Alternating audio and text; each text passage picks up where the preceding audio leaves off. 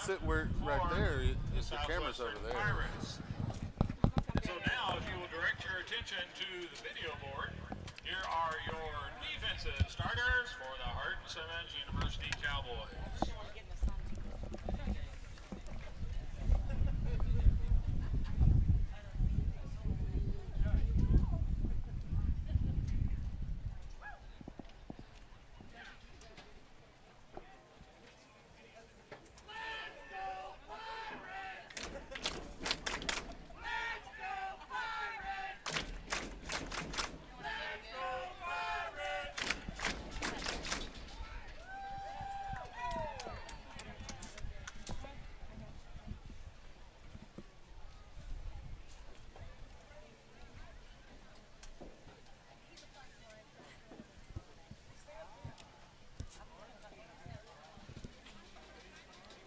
Be in the sun. Damn. Because it keeps on moving back. I was out of the sun now a minute. You keep looking at the video board, but I'm going to tell you who the starters are. It's gonna defensive end. Sophomore from Tyler, number 96, Christian Little. Nose guard, senior from Snyder, number 58, Sean Humphrey. Defensive tackle, freshman from Abilene Cougar, Colton Grimes. Defensive end, a sophomore from Fairview, number 44, Nathaniel Finch. I don't get the driver's sunburn on the Strong just side the one linebacker, arm. senior from Abilene Wiley, number 20, Cameron Hanna. Middle linebacker, sophomore from Wimberley, number 35, Matt It's a little Mitchell. warmer today. Weak side linebacker, junior from Abilene High, number 2, Terrell Franklin. Best time of the year weather-wise. Quarterback, a freshman from Rockwall, number 31, Jay Black. Strong safety, a freshman from Willis, number 9, Devontae Nephew. Free safety, a junior from Refugio, number 33, Joel LaFond. And at cornerback, a freshman from Hutto, number 22, Brock Bueno. So it's the defensive starting lineup for your Hardin Simmons Cowboys.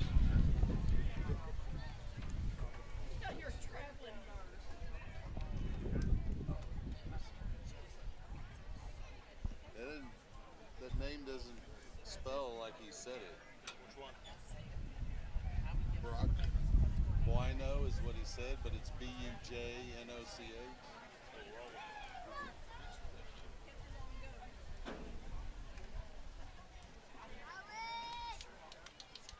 And now let us introduce to you the defensive starters for Southwestern Pirates.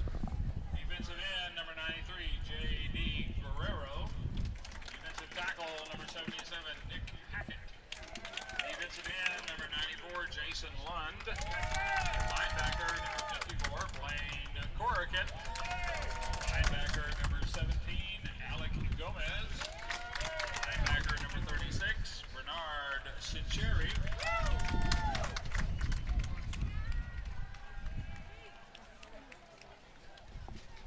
And the nickelback, number 7, Peyton Vaughn. The strong safety, number 11, Peyton Lundeman. The free safety, number 5, Easton Failer. Quarterback, number 4, Elijah Norris.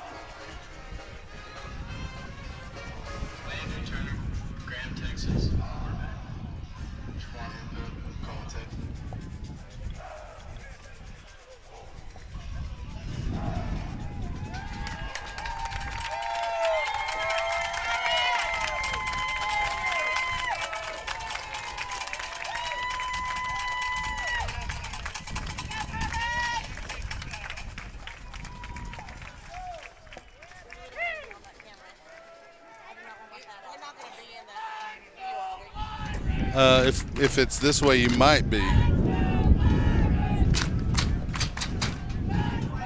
Very slightly.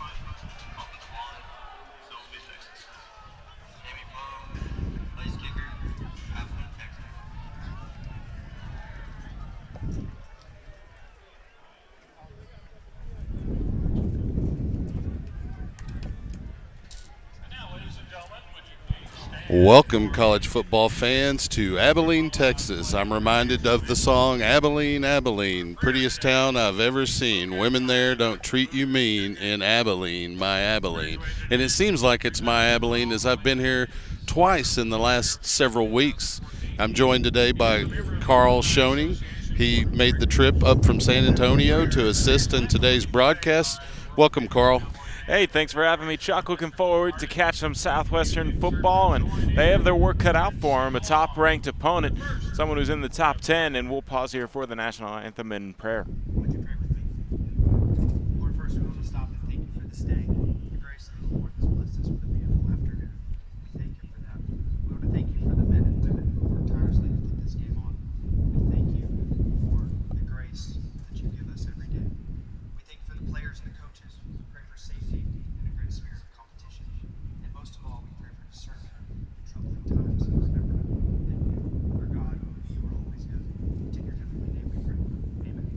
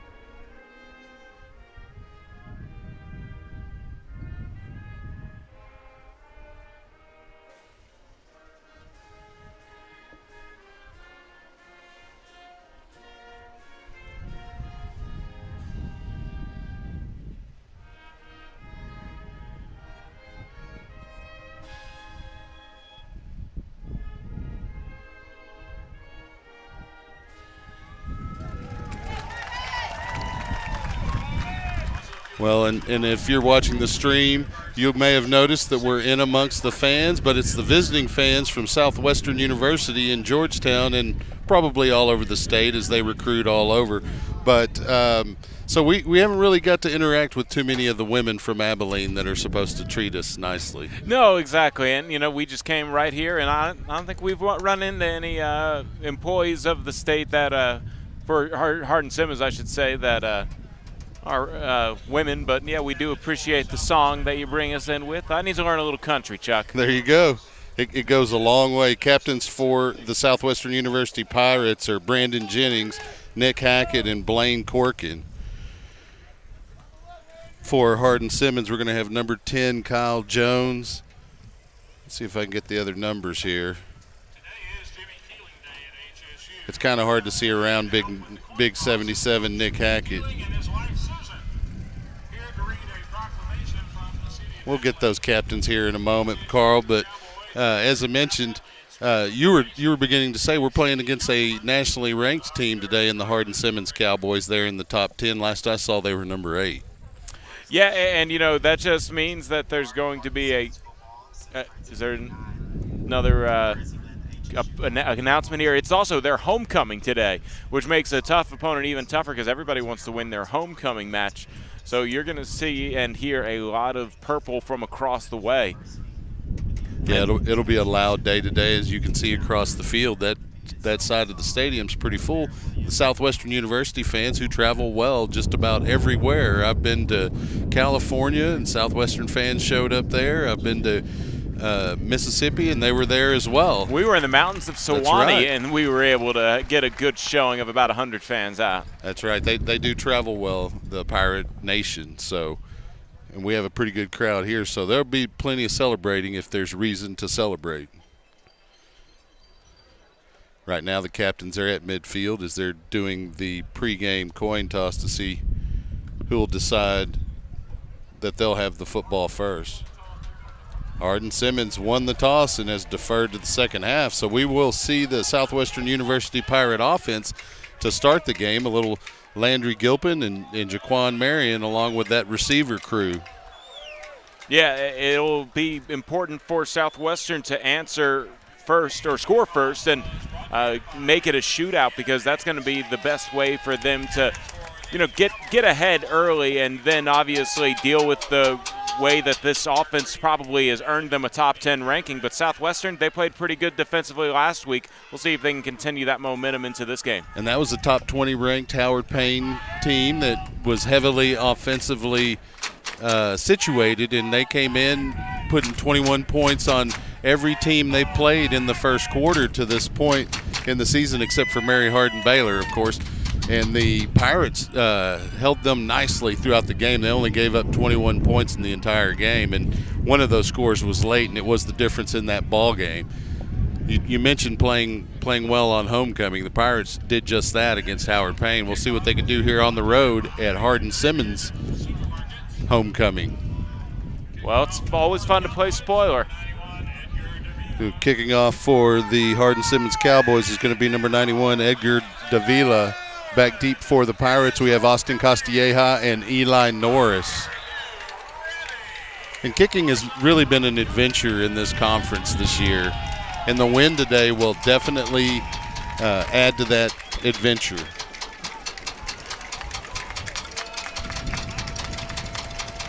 Davila starts his approach, puts his foot into the football, and it's a high kick going to be fielded by Castilleja at the 4. He carries it up to the 10, cuts out at the 15, and he'll get close to the 20 before he's wrapped up. He's going to be shy of the 20. I didn't get a number on that tackle, but it'll be 1st and 10 Pirates here to open the game. Yeah, Castilleja, one of the better special teams players for the Pirates. That one was a high-hanging kick that probably cost him a few yards in his stride or two before he was able to get to the speed he wanted. He's the all-purpose yards leader for the Pirates this season, and he'll get plenty here on the offensive side of the ball if Landry Gilpin can find him with the football, spinning it out there. Pirates come out in 2 receivers on the near side. They'll hand to Marion straight ahead. He'll carry it off left guard for a gain of about, looks like it's going to be about 5, maybe 6 yards. And check that, it's Brandon Jennings in the backfield here starting today's game. Tackle made by number 20, Cameron Hanna. Yeah, we were told by the PA announcer that Marion would be the starting back, but Jennings obviously sort of a 1A, and I believe this is Taisigui coming in for him right now, so sort of a 3-headed back in the backfield there for Landry Gilpin for his backs options. Well, Taisigui will line up right next to Gilpin in the backfield. 3 receivers to the far side of the formation. Gilpin takes a snap, flips it in the flat to Tysigwe, and he'll carry it up over to the 25, and he'll be wrapped up there by number 31, Jay Black. That's going to bring up a third down and certainly manageable with about 4 yards needed to convert the first down. Clock moving at 13:49. This is the first big early play here. You mentioned the Pirates needing to get points early to kind of set the tone. Well, this third down, you have to convert this first. Gilpin takes the snap and hands it to Tysigwe, and he's going to get wrapped up in the backfield quickly by Cameron Hanna, the linebacker, and it'll be fourth down. The Pirates will have to bring out the punting unit. Will Herbst will come out to do the punting. And the Cowboys will send back a couple of returners. They got number 6 and number 9 back. That's Cade Bell and Devontae Nephew back to receive. So they're aware of Herbst's directional punting. And to counter that, they're going to send 2 returners back. Herbst moves to his left, and he'll get a nice end-over-end punt that'll bounce almost straight up at the 49. It'll be down by the Pirates there. And so the Hardin Simmons Cowboys have a pretty good starting position for their opening drive out of their own 49. Yeah, tough play for the defense to get on their first time on the field, but obviously they're going to have to deal with field positioning all day, and if they can get better ones later on, a stop here would go a long way to help that cause. Well, and you can probably hear it on the broadcast, but wind is in play here today, and the wind is moving behind the Hardin Simmons Cowboys at the moment and into the face of the Southwestern University defense. The Cowboys will come out. The quarterback, Kyle Jones, has a running back to his left. He'll bring a man in motion, take the snap, drop straight back, looking to throw on the first play. He'll spin it out for a completion near the 42-yard line. Tackle made by Alec Gomez of the Pirates. That's 86 on the reception for the Cowboys. Kai Brickerhoff. Let's go, defense! And they want to tempo them here, go as fast as they can. Jones and Marshall, the running back, they'll hand to Marshall straight ahead, and he'll break through the first line of defenders and pick up a nice gain down to looks like about the 32-yard line. Yeah, that power run game is going to be an early indicator who's going to win the battle in the trenches. And if you want to wear down the Pirates, it starts with that front line. There's a tough front line to deal with all day. And they are trying to keep the pace high. Jones takes the snap, flips it out into the flat, complete to number 82. That is the wideout, Kerry Evans. He's stopped by number 7 for the Pirates, and that's Peyton Vaughn. But it will be a first down, Hardin Simmons. Ball now marked at the 24-yard line. Let's go, defense! Jones with Marshall in the backfield. He has 2 receivers top of the formation, 1 here on the near side. H back in the backfield. They'll hand to Marshall straight ahead. Marshall tries to cut back. There's big number 94 on the stop for the Pirates, and that's Jason Lund.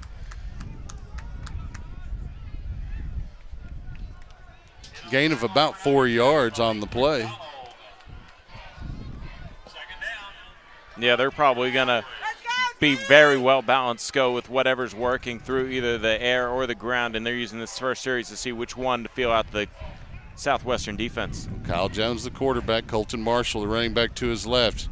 Jones takes the snap, drops straight back, flips it out into the left near the sideline, complete to number 86, and that's Kai Brinkerhoff, and that'll be a first down for Hardin Simmons, and it looks like they're going to be just inside the 10-yard line, so it'll be a first and goal.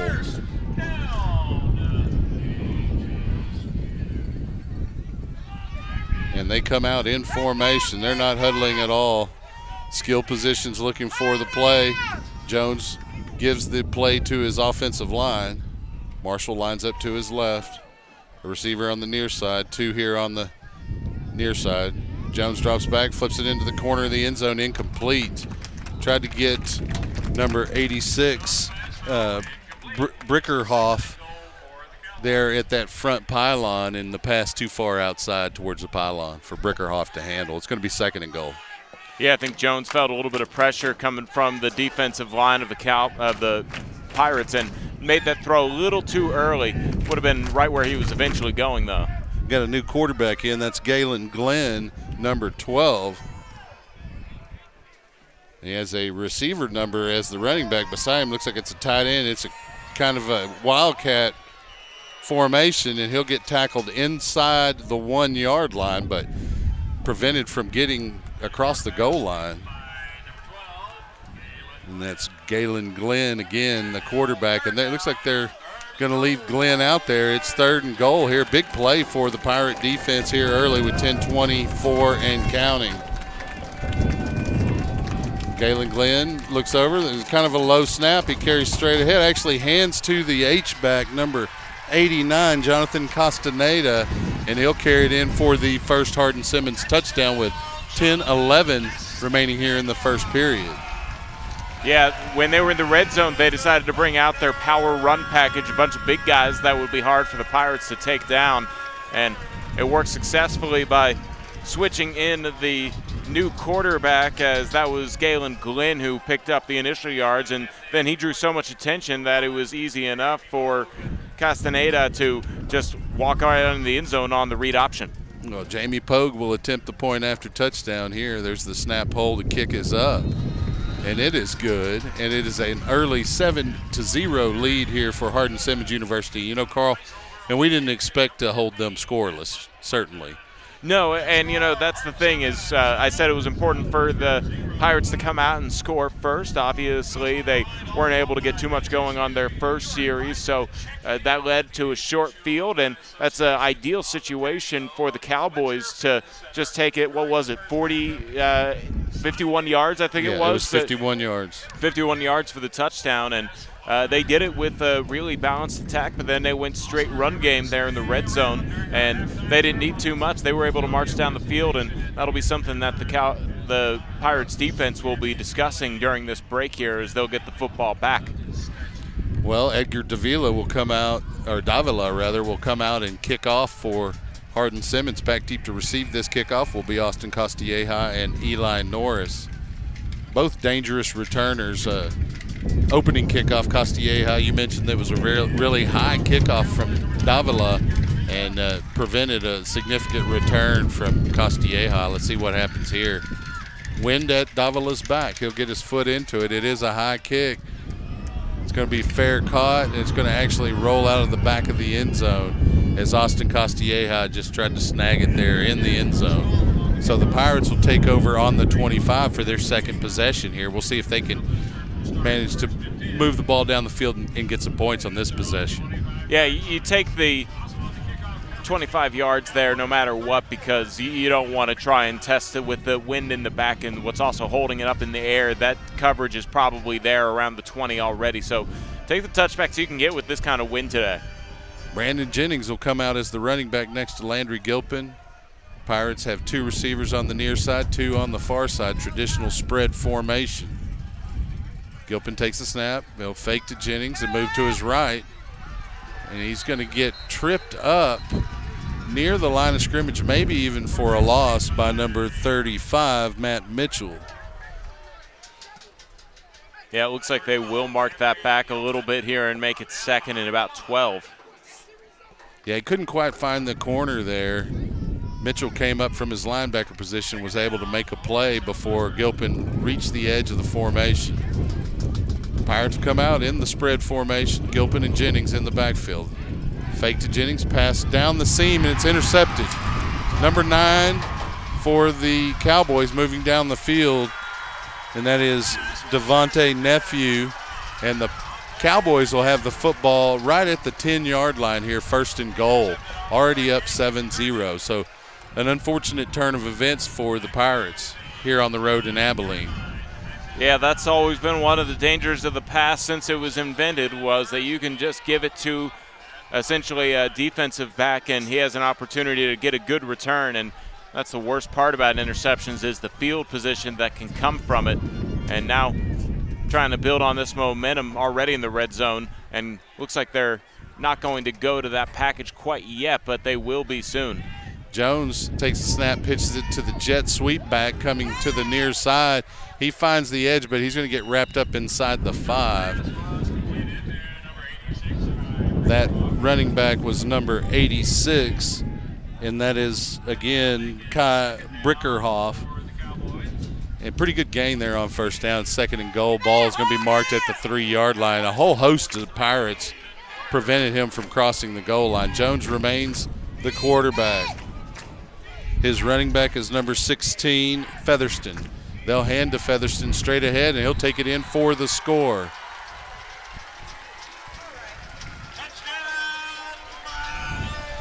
Yeah, those turnovers, they can be costly, but then if you have turnovers with good field position given, especially to an offense like Hardin Simmons, you're going to have to deal with the consequences, and they just keep it on the ground this time around because they only need to pick up about 10 yards, and that results to score number 2 of the day. You certainly don't want to give them any help. They're a quality enough team and offense especially that they don't need much help. Jamie Pogue in for the point after touchdown attempt. Snap, hold, kick is up.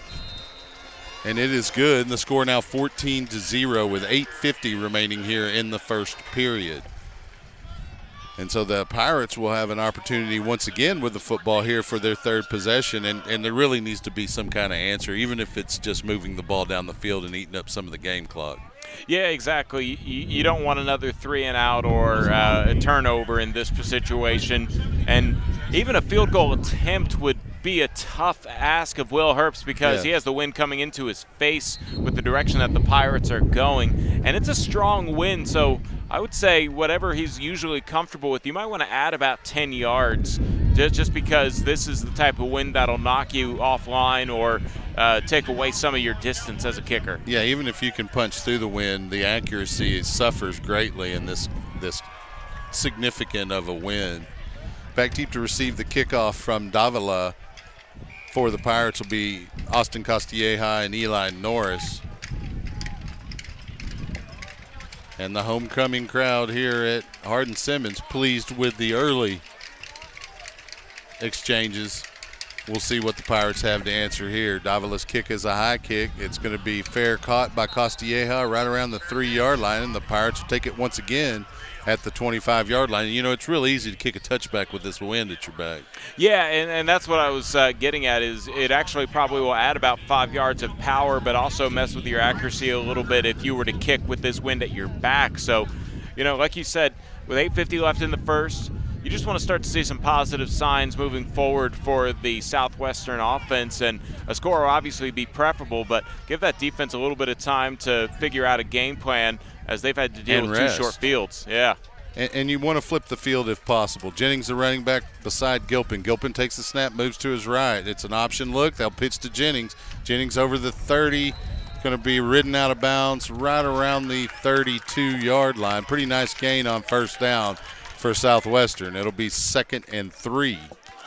When in doubt, go to the option, Chuck. That's a play that the Pirates have down, and I'm sure every team prepares for, but, you know, it's sort of a bread and butter for Southwestern. It just works. Spread formation for the Pirates. Jennings, the running back, next to Gilpin. They'll hand to Jennings straight ahead after the snap. He'll spin his way forward. He might have picked up a yard there. It's going to be 3rd and about 2 for Southwestern. And, you know, we mentioned wanting to move the ball down the field. You know, at the very least, you want to flip the field to where Hardin Simmons has much longer of a field to negotiate to try to get points if they do get the ball back. Exactly. As we mentioned this win one more time, it is playing a factor because if you do punt it, it'll be a shorter punt as well. You just got to deal with. New running back in the backfield, that's Colby Bartlett.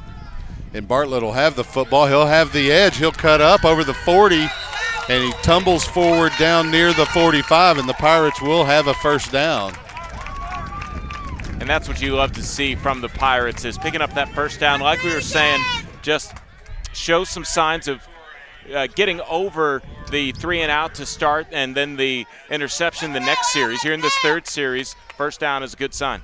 Bartlett will remain the running back, a freshman out of Godley, Texas, next to Gilpin in the backfield. 3 receivers, top of the formation. Gilpin takes the snap, flips it out to Bartley. Bartley will cut up. He's past midfield, and he spins his way close to the line needed for another first down. Looks like he may be about a yard short. they're going to give him the first down at the 45-yard line of Hardin Simmons. And so the Pirates offense has something going here. They'll break the huddle quickly. And they may have found a little bit of a spark from Colby Bartlett, number 27. Oh, just a little, but they want to ride that. They go back to him and, maybe use him a little bit later, a little secret weapon for Coach Austin. They'll flip it out to Castilleja on this play, and he'll get a little bit of a gain on the left side, about 7, maybe 8 yards. It's going to depend on the spot, but a nice play to open this series of downs. And it is going to be a 7-yard gain, 2nd and 3. And dare I say, it seems like the wind has died down a little bit, so an opportunity for Gilpin to maybe get the passing game going here if they want to open up the playbook after a few successful runs. Gianni Taisigwe in the game now at running back, and they'll hand to him on this play. He'll try to get the outside. He's got the 40. He's going to get dragged down around the 35, but we have a flag down in the area that could potentially be a hold, and that would be unfortunate for the Pirates because that is a first down gain from Taisigwe. There seemed to be a late hit from my angle, too. I don't think this will go against the defense, though, as it looks like already the Pirates are starting to back up a little bit, and those holds are drive killers. Yes, they are. And that'll move the line of scrimmage to the 49-yard line of Hardin Simmons. The Pirates need to get down to the 35 for a first down. And, of course, a hold is a 10-yard spot penalty past the line of scrimmage. Behind the line of scrimmage, it's just from the line of scrimmage, assessed from the line of scrimmage. And now they're resetting the line of scrimmage. They're trying to decide. Yeah, I have it as 2nd and 13, but you're right. I think they will discuss whether or not this needs to be moved up a yard or two from where the hold was actually taking place instead of the line of scrimmage. Well, it looks like they moved it up to the 48 at the moment, and they are going to discuss it. Southwestern University will take a timeout. Yeah. We're going ahead and stay with the broadcast here. Yeah, I would say this is a good timeout because obviously you found a little bit of momentum, but a hold, which will happen in a game, could be a drive killer. So Coach Austin wants to make sure that this is a drive that leads to points. Here with 6:22 left, you've already mentioned they want to eat up some time on the clock. So they've gotten over 2 minutes done on that side of things. But I also agree that this is probably a situation where if you're a Pirate, you know that you have to come away with points. You don't want to start playing from behind too early, and we're still in the first quarter down 2 touchdowns because of a 3-and-out and a interception. So in this particular case, they want to turn things around on the offensive side and want to reflect on the scoreboard. Yeah, want to dig yourself out of this little bit of a hole you find yourself in. It's 2nd down after the penalty. There's the snap. Gilpin will roll to his left, looking downfield. He'll flip it here in the near flat, incomplete, intended for Ethan Powell, but it looks like there was a little bit of miscommunication between Powell and Gilpin, or a misread by one of them, as Powell was nowhere near where Gilpin thought he would be when he delivered that football. Yeah, maybe he thought that was supposed to be a comeback for Powell, and instead he kept running a little towards the end, the goal line, and that kind of leads to a crucial 3rd down here in Cowboys territory. And it's a 3rd and long, 3rd and 12. So you got to be thinking that if you get a decent gain here, you might go for it on 4th with this wind in your face. Gilpin takes the snap and decides to run. It may be a designed draw. He'll carry it up to the 40 before he's stopped. And that tackle made by number 40, Zach Goodson. It's going to bring up a decision here because it's about 4th and 5, maybe 4th and 6. It's going to be 4th and 5. And it looks like the offense is going to stay out there. I think Coach Austin knew he was going to have these 4th downs where he needs to keep his offense out on the field. So that's why you have the quarterback draw to make this a bit more manageable on 4th down instead of trying to go for it and maybe having an incompletion and a real 4th and long. Jennings, the running back. The Pirates will break the huddle with 3 receivers here on the near and wide side of the formation. Ethan Powell by himself on the top of the formation. The snap goes by Gilpin, and it's still on the ground, and it's going to be recovered by Hardin Simmons. Check that. It looks like a Pirate may have gotten it, but it doesn't matter. The ball's going to go over on downs, but that was number 65. Charles De La Rosa getting on the football and preventing really a scoop and score from a Hardin Simmons defensive player. Yeah, that was the thing. I think Gilpin was thinking in his head he would be able to pick up the ball and throw it away so they could at least maintain that field position for the turnover on downs.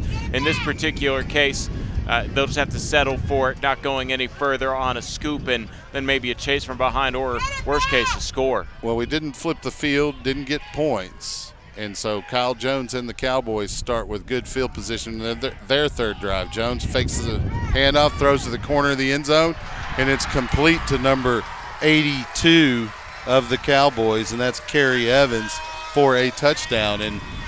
And that's what happens when you give yourself, you kind of put yourself behind the 8 ball, and that's what has happened on all 3 of the offensive possessions for the Pirates so far. Yeah, you find some momentum only to shoot yourself in the foot with that wide snap and set them up for more field position. They haven't started behind their own 45, and they're up 20-0 at the moment before this PAT. Well, Pogue will attempt the point after touchdown. Score 20-0 at the moment. There's the snap hold, and the kick is up. And it is good as well. That is a 21-0 Cowboy lead here, and there's still 5:15 remaining here in the first quarter. Yeah, we could probably chalk this up to just execution on the offensive end isn't quite there. So we talk about that 3-and-out in the first series, and then the turnover in the second series, and then the turnover on downs because of the wide snap on the third series, which the Cowboys were starting to show some signs of weakness, if you will, and self-inflicted wounds. It started with that holding penalty that really stopped them in their tracks. And I thought that it was a smart play to go for it on 4th and 5. Agreed. With Gilpin out there after the draw play, but sometimes luck is not on your side. No, that was a poorly executed snap, and it does cost the Pirates in the form of another touchdown that they have to overcome. Still plenty of football to be played here. The defense can put some kind of lockdown on this Cowboy offense, and then all you need is your Pirate offense to start moving the ball like they had in that first part of that last series without shooting yourself in the foot. But Davila's kick is up. Fair caught by Austin Costilleja just inside the goal line, and the Pirates will take it once again on the 25-yard line, and the offense should be ready to go just momentarily. We're out on the field before that snap, and one play, and the Cowboys are up by another score. Yeah, this game hasn't really had any rhythm to it except for Cowboys scoring quickly. Not too many plays on short fields. Yeah, exactly. Not too many plays either side for Cowboys or Southwestern. So just a long first quarter, which the Cowboys have dominated. But Southwestern, they found a little something the last drive. Maybe they can clean it up and get something on this drive. Ty Sigway, the running back, the snap from Gilpin, the handoff to Gianni Ty Sigway, and he gets the edge and will carry it up near the 40. They're going to mark him at the 36, but that's enough for a first down Pirates. And great opening play of this drive. Let's see if we can string a few of those together.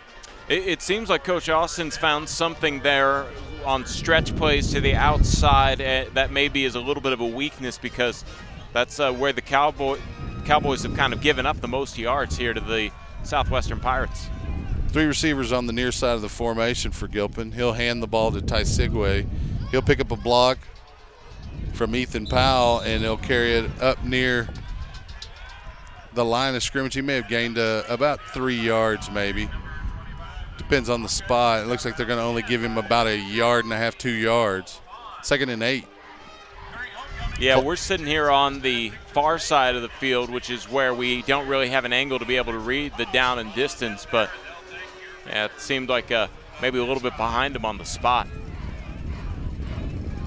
Gilpin looking over the defense, takes the snap, flips over to the right, pass complete to Huerta. Huerta carries over the 40. He's going to get knocked down right around the 42-yard line. There is a penalty flag down in the backfield, and that could go either way, although more than likely it's a hold.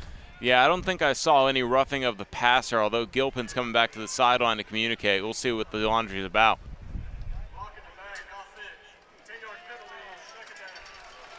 And there goes another blocking infraction against the Pirates and a 10-yard penalty. It will remain 2nd down, but it's going to be 2nd and about 20 yards. They're going to mark the ball at the 27 of Southwestern University. Pirates in the huddle. They'll break the huddle. Jennings in as running back to the left of Landry Gilpin. Got two receivers here on the near side of the formation, a tight end and a wide out at the top. Direct snap to Gilpin. He'll move to his left and look like either a broken play or a run all the way there. He's able to pick up a handful of yards, maybe 5 on that play. They're going to mark it up near the 31-yard line. Pirates need to get to the 46-yard line, so they're about 15 yards away from a first down here. It's third down. You're on your side of the field. You really can't. I mean, you can go for it on fourth if you'd like, but with the way that the Cowboys have had short fields all day, you may not want to. But again, the wind is going to affect your punt either way. Gilpin with Jennings in the backfield, two receivers either side of the formation. Gilpin fakes to Jennings, carries to his right, straight ahead, cuts his way over the 40-45. He's got a first down, Pirates, and that was a nice play. They spread the defense out, and they took Gilpin, and he found a lane in the middle between the tackles and was able to carry it for a first down. Now that's a pretty play, and back-to-back design runs for Landry Gilpin. This time he was able to just kind of go between the tackles and find a hole to get him forward for the first down. That's the first real pickup for the Pirates between the trenches. On 3rd and 15, you don't need that fourth down play if you can pick up 16 on the third down play. Gilpin takes the snap. He's going to hand it to number 85, who carries the football, and that is Joey Robinson. A little H-back action. You know, those guys get to block a lot, but they rarely get carries. They'll typically get a pass here or there, but nice little 2-yard gain for Robinson. It'll be 2nd and 8 for the Pirates. Yeah, every now and again you'll see your playmakers get an opportunity to get a handoff because maybe that can translate to the field. Every now and again, Coach Austin's put Austin Casieja back there to try and create from the backfield. Jennings, the running back, to the right of Gilpin. Gilpin takes the snap. He moves behind Jennings to the right, tries to get to the edge. He breaks one tackle, and he's going to get a little bit horse-collared around midfield, and that's number 40 on the tackle, and there is a penalty flag down. Zach Goodson. No flag down. They're going to give him the 49-yard line, which will make it about 3rd and 7. Well, back-to-back drives 6.5, 7. Yeah, back-to-back drives where the Pirates have gotten a little something. They've had penalties that have hurt them. In the last drive, it was a drive stopper, but this time they were able to overcome it. So you just got to keep pounding that rock and seeing if you can get on the scoreboard in this drive. Here's a big third down opportunity to continue this one. And Pirates will have trips to the top of the formation. They'll hand to Gianni Taisigui, and he'll spin his way forward for a first down, or real close. He may be a yard short. It's going to depend on the spot. And it looks like they're going to put him down actually 2 yards short at the 45-yard line. Need to get down to the 43. It's 4th down. Pirates have a decision here. And again, do you punt into this wind? I don't. It's the final minute of the first quarter, Chuck, and you're down 21-0. It's a 4th and 2 on. I think you go for it. Yeah, you got to go for it here if you're Southwestern.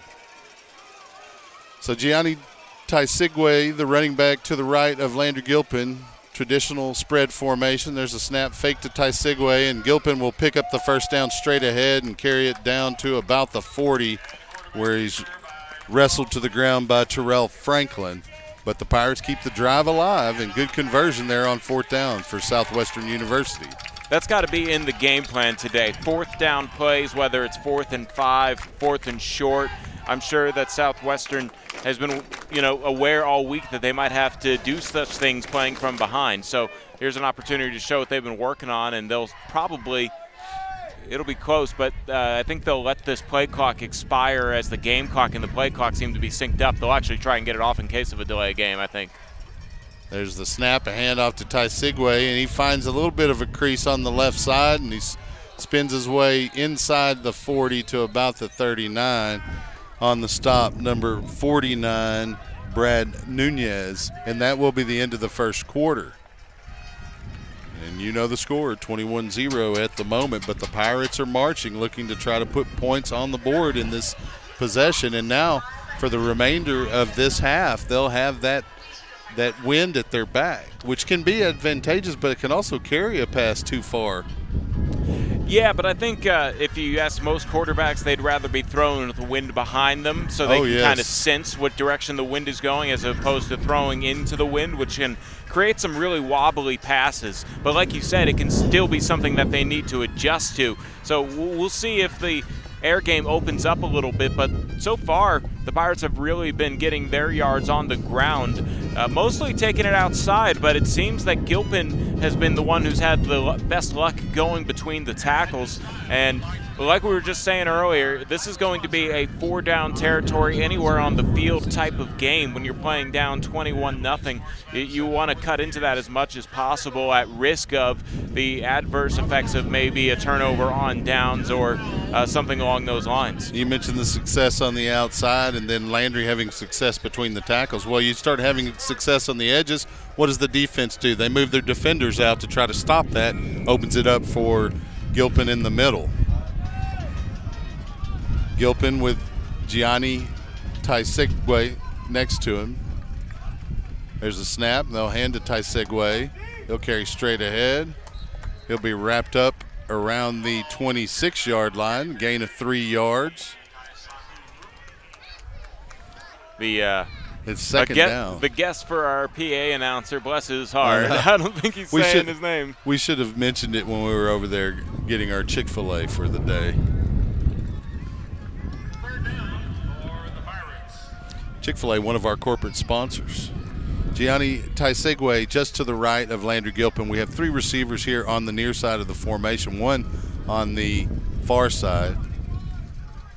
Gilpin drops straight back, looking to throw.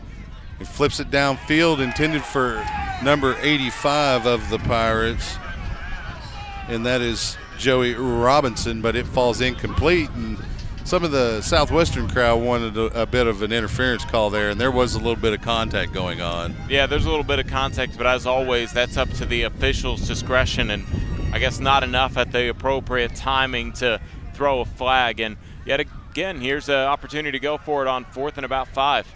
A little bit longer on fourth and 6 is what I would call it. Taisegwe, the running back. Gilpin drops straight back. He's flushed out of the pocket. He flips it out of bounds, trying to just get rid of the football to avoid the sack, and it's going to be called incomplete. Ball will go over on downs to the Hardin Simmons Cowboys, but while it's still good field position if you're the Cowboys, it's the worst field position they've started with tonight or today.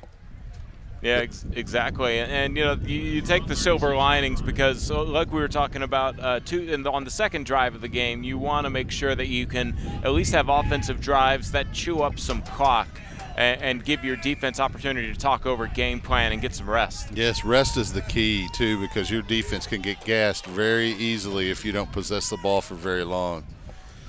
Quarterback Kyle Jones takes the snap, looks over to his right, and he'll flip that pass complete to the running back, and I believe that was number 6, the running back, and it was Cade Bell, and he'll pick up a nice gain on first down of about 6 yards.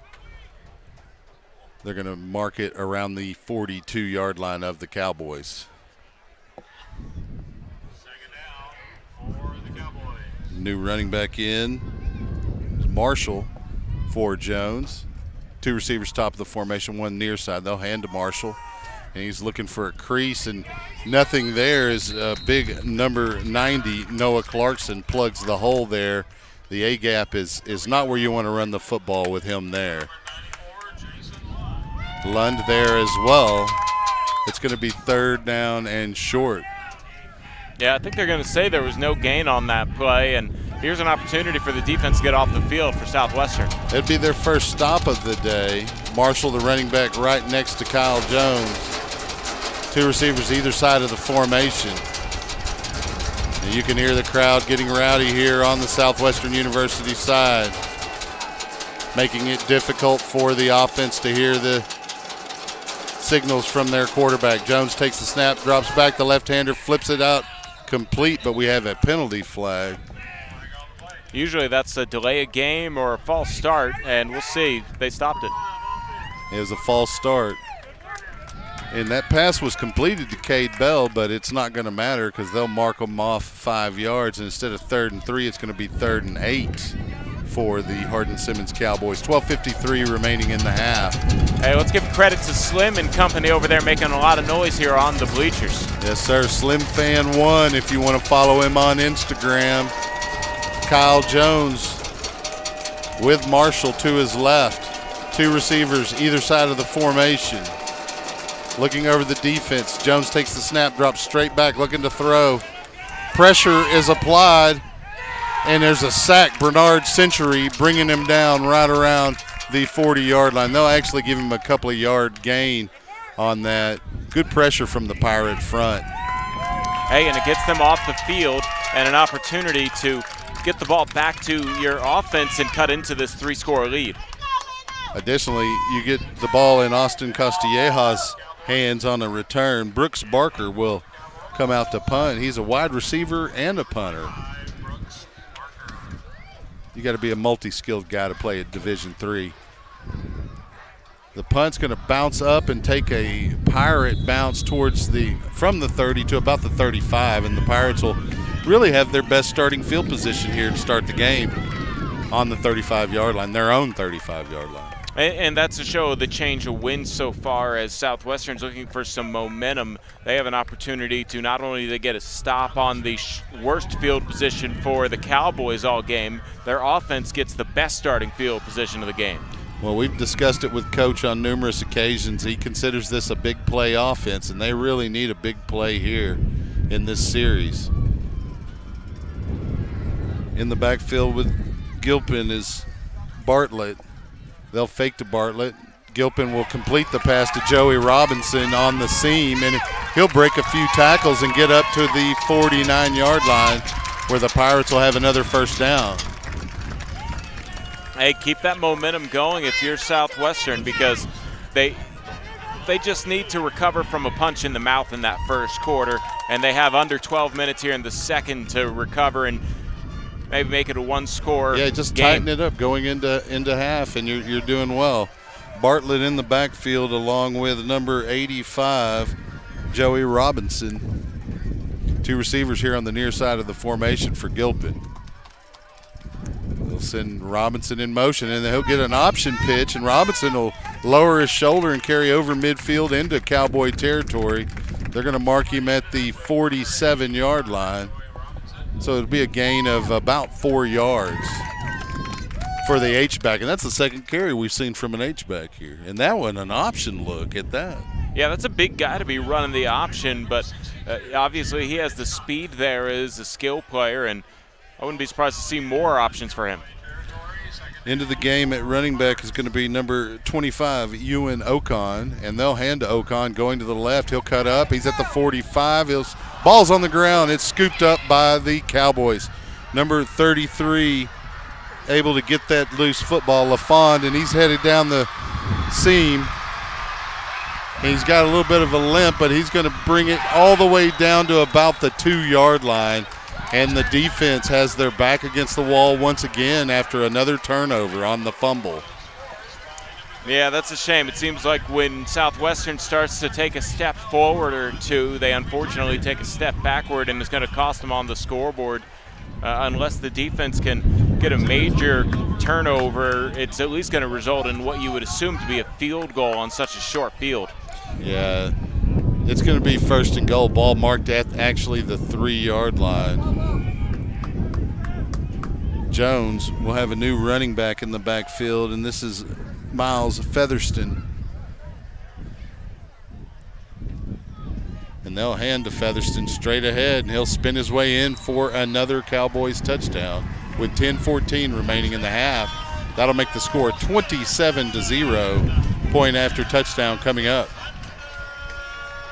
Yeah, just an unfortunate mistake that leads to a turnover and a great return, as we do need to give credit there to Jamel LaFond, as he played that off of a bounce and found a space to get past the initial wave of Pirates that realized the ball came loose, taking advantage of the surprise. If it weren't for the big man Charles De La Rosa, that would have been a touchdown on the defensive side of the ball for them, but then they punch it in on the next play. Pogue for the point after touchdown. There's the hold, and the kick is up. And it is good, so it is a 28-0. Yeah, you mentioned that the return by LaFawn, he may be over there talking to his special teams coaches, asking to see if he could return some kicks or something, because that was a pretty decent return from what is their free safety. So he may actually be a return guy. Hardin Simmons, number 89. Hardin Simmons takes an unsportsmanlike conduct, so that'll help out the Pirates on the kickoff. And especially with the wind where it is. and you can't really, you know, it's one of those things, you can't let these things not get into points on the scoreboard, because we've seen a lot of positives so far, but it wouldn't reflect if you just looked at the score right now on our screen. So it's one of those things where you got to capitalize from the momentum you've built, because it seems like every time Southwestern really started to build a march down the field, a mistake has led to what eventually is a Hardin Simmons score. Yeah, I mean, we don't have the stats in front of us, but if you're looking at time of possession or yards gained, you know, you think this game is a little tighter than the score would indicate right now.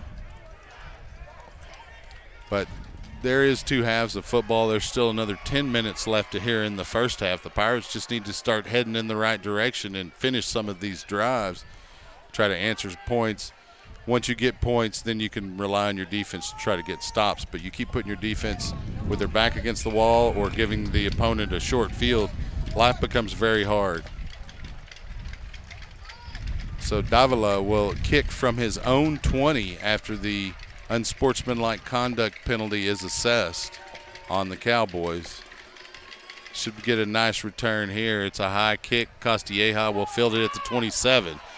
He carries across the middle of the field, cuts up at the 40, spins his way beyond the 45, and will be downed around the 47 by number 34, Cade Michna. And so the Pirates, with, again, their best starting position by about 12 yards from their last possession. But, again, you can't just turn the ball over after getting a couple of first downs. So we'll see what the Pirate offense can put together here on this possession. Yeah, that'll be the key, because they've had a lot of things working for them, but it's obviously just been the mistakes, the penalties, the turnovers that put us in this situation where anytime they looked like they were about to score, they haven't. So Ty Sigway will come back in as the running back next to Gilpin. Gilpin will take the snap. They'll hand to Ty Sigway, and he finds a little bit of a crease into Cowboy territory inside the 40 to the 38. Nice gain on first down. Ty Sigway making a case to stay in the ball game. Credit that offensive line for opening up a significant hole on the left side of the formation. Yeah, they found that hole and they're trying to tempo here. Spread formation, same skill positions. They'll hand to Ty Sigway, and he breaks it to the outside, cuts back up over the 35. He'll lunge down to the 34. Pretty nice carry on first down. Will pick up 5 yards. 9:30 and counting here in the half. And the Pirates are, you know, moving into scoring position here with the wind at their back. Yeah, we were mentioning it earlier. This is where you want to be if you're going to kick a field goal. So Gianni Ty Sigway will remain to the side of Gilpin on the right. 2 receivers either side of the formation. Gilpin takes the snap, rolls to his right, flips to Ty Sigway. He'll cut up and he'll take a shot right around the 32. He'll pick up a couple of yards, and that's number 42, Trey Allen, on the tackle. It's going to be 3rd and short, about 2 yards the Pirates need, and we have an injury timeout. And it looks like big number 64 is going to get off the field under his own power. That's Josh Taylor. And we're going to have a timeout, looks like. And I'm not sure who called that timeout. We didn't see a signal from the referee. I think it was an injury timeout at first, but yeah, then it was quickly over, so no need for it. Yeah. Both teams did move to the sideline to get a little bit of coaching in between. You take advantage of all of the stoppages you can. 2 receivers either side of the formation for Landry Gilpin. There's a snap. Gilpin moving to his right, will cut up and try to pick up the first down himself. He's going to get down to the 30-yard line, but he's going to be shy of the first down by about a yard, and Gilpin slow to get up here. The training staff will run out, take a look at him. We'll probably see Damian Gomez come in. Yeah, Landry gives so much to this team. He's one of the running quarterbacks examples I think of when I think of running quarterbacks, and he lays it out there on the line every play. Yeah, you hate to see the result of that sometimes is sacrificing your body, and he took a good hit right there trying to pick up the first down. He's inches short, and you know he wants to be out there to try and help his team pick up the fourth down conversion here, about as deep as they've gotten into Hardin Simmons territory all day. Yeah, this is the deepest penetration for the offense to this point in the game. And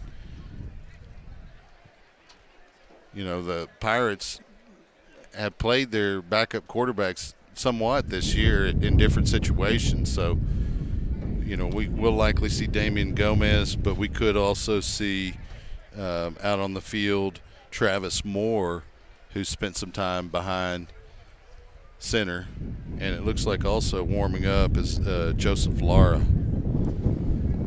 Well, you know, here with 8:14 left to play in the first half, it's 28-0, and obviously Southwestern has had opportunities to put themselves into scoring opportunities, and it's just sort of gone wrong one way or another, and whether it's been penalties or turnovers, and right now they'd prefer to just have Landry Gilpin ready back out there next play. Honestly, I don't think you could script the, write a script to describe. You know, nobody would believe it if the events that have happened in this first half, or really in the first quarter too, especially to the Pirates. You know, they would reject that script in Hollywood. They'd be like, "That's ridiculous." Well, that's why you play the games. Crazy right. things can happen, and hopefully Landry will be okay here, as they seem to be checking how he's adjusting to maybe some movement on his ankle. So. And obviously, no one was told that Jaquan Marion probably wouldn't be spending much time, if any, on the field today. And the Pirates have looked to their other running backs, and they've shown up really big today. And Gilpin's had some pretty good runs as well. The Pirates, again, just can't get out of making mistakes that have turned into Cowboy points and turned into them quickly. Yeah, Landry's able to get up, but hopefully he'll be back in this game. I know he looks like he'll be getting some treatment here over the next few minutes, that's for sure. Yeah. But the Pirates have a decision. It looks like they're going to go for it. Damian Gomez will come in as the quarterback. And to his right will be Gianni Taisigwe. Traditional spread formation for the Pirates. Gomez takes the snap, and the Cowboys are in the backfield to wrap up Taisigwe before he can really get going, and the ball will go over on downs to Hardin Simmons with 8:01 remaining in this first half. Yeah, that's probably one of those plays where when your quarterback goes out, you know that they're probably not going to throw in a cold quarterback to make a pass play. And maybe the call would have been something a bit more creative, but you don't want to throw in your backup on a 4th and 1 trick play. So, well, and the more creative, the more slow developing, the more likelihood of a mistake. And so Pirates do turn the ball over. Jones, the quarterback for the Cowboys. He's got number 16, Featherston, in the backfield, and he's going to flip out a pass complete to number 7, Millsap, knocked out of bounds by Eli Morris after a gain of about 6 yards. And so that's a pretty good opening play for the Cowboys. Jones with Featherston in the backfield. 2 receivers top of the formation, an H-back and a wide receiver here on the short side of the formation. Jones will move Featherston to the other side, take the snap, fake to Featherston, flip it out into the flat, complete. And he'll pick up the first down and then some more over the 45 to about the 47. And that was number 5, Jalen Crawford, on the reception. Gibson on the stop for the Pirates. It is a first down. The ball is marked at the 46-yard line of Hardin Simmons. Chains a yard off, though, giving them only 9 needed for a first down. They are adjusting it, however. Jones takes the snap, rolls to his left, flips it into the deep flat. It's going to be completed to number 7, Millsap. And he'll be shy of the first down by about 2 yards, maybe 3 yards based on the spot. It's going to be second and about 3.5, maybe 4 yards to go. Jones with Featherston in the backfield. They look to the sideline to get the play call. 6:43 and counting here in the half. Jones looks over the defense, takes the snap, will hand to Featherston going to the right, and he'll get wrapped up by Bernard Century for a loss on the play, about a yard maybe. It looks like they're going to give him back to the line of scrimmage, his forward progress. So it'll be third and about 4.5, maybe 5 yards for the Cowboys. Another big opportunity for the Pirate defense here to get a stop, try to get off the field. Yeah, Pirates fans are getting into it to try and give them a little bit of energy. Big third down here. Jones has Featherston to his right.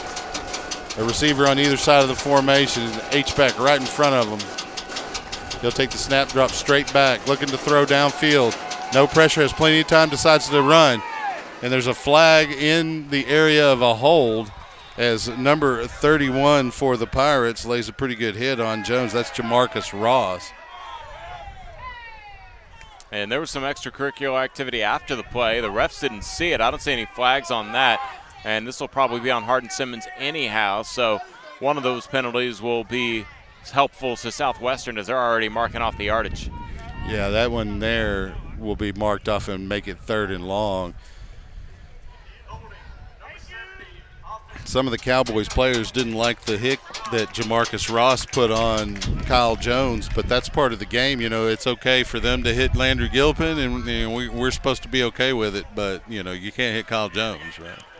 Hey, if you see a you decide quarterback to run the football. If you see a quarterback trying to be a runner, you hit him. So Featherston will remain the running back. It's a spread formation for the Cowboys and Kyle Jones. They kind of take their time to get the call in. It's third and about 14 yards here for a first down. Jones takes the snap, drops straight back. Looking. Pass is completed to number 4 of the Cowboys, and that's Matthew Sandoval, and he'll pick up a first down in Pirate territory at the 35-yard line. And you got to get pressure on the quarterback. You can't let him sit in the pocket as long as Kyle Jones did. He was able to read the whole play for a very long period of time. Yeah, and he had that clock in his head. He knew that there was a second where he needed to get it where the pocket would start to collapse, and he got it out just in time before it really did get on him, but it was too much time if you're the Southwestern defense. Cade Bell, the running back in a pistol, they'll flip it out to him on the swing pass, and he'll carry it up to the 35 and a little beyond. He's going to be stopped by number 8 of the Pirates, and that is Jay Hanna. They're going to give him a gain of about 2 yards on that swing pass. 4:34 remaining here in the half. It's second down and 8 for the Cowboys, and the Pirates looking to keep the damage to where it is. Featherston, the running back, they'll fake to him. Jones's pass is tipped by the receiver, intended for number 15. He could not handle it, and that's Gatlin Martin, the intended receiver.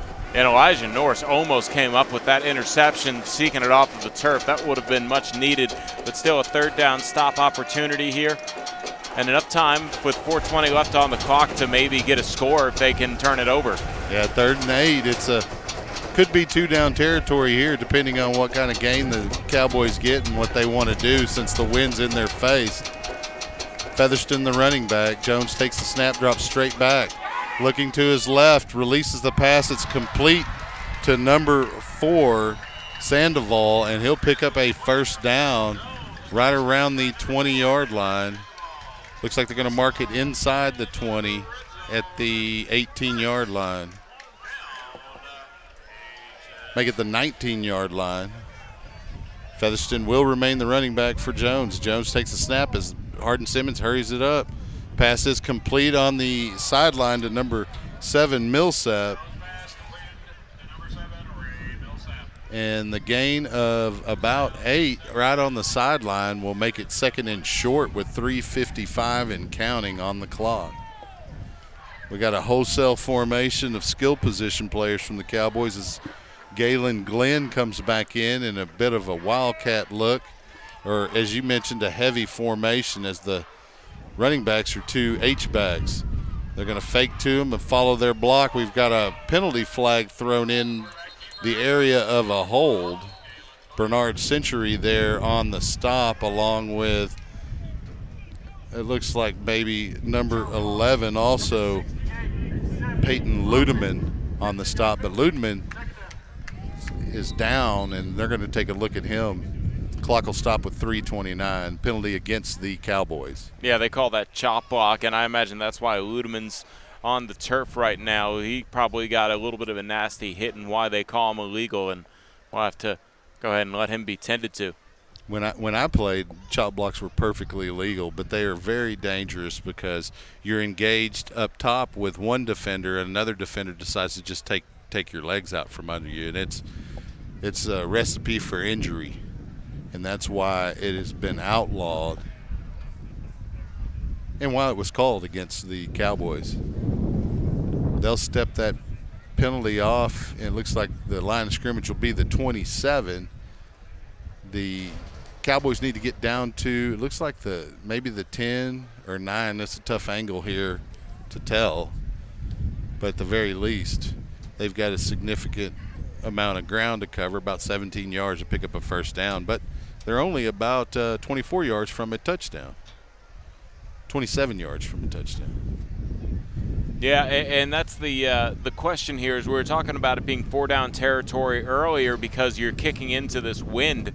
However, yeah, this is close enough you can make it, though. Yeah, this is close enough to make it, but you kind of wonder if at the moment it would probably be a 27 plus 17, right? So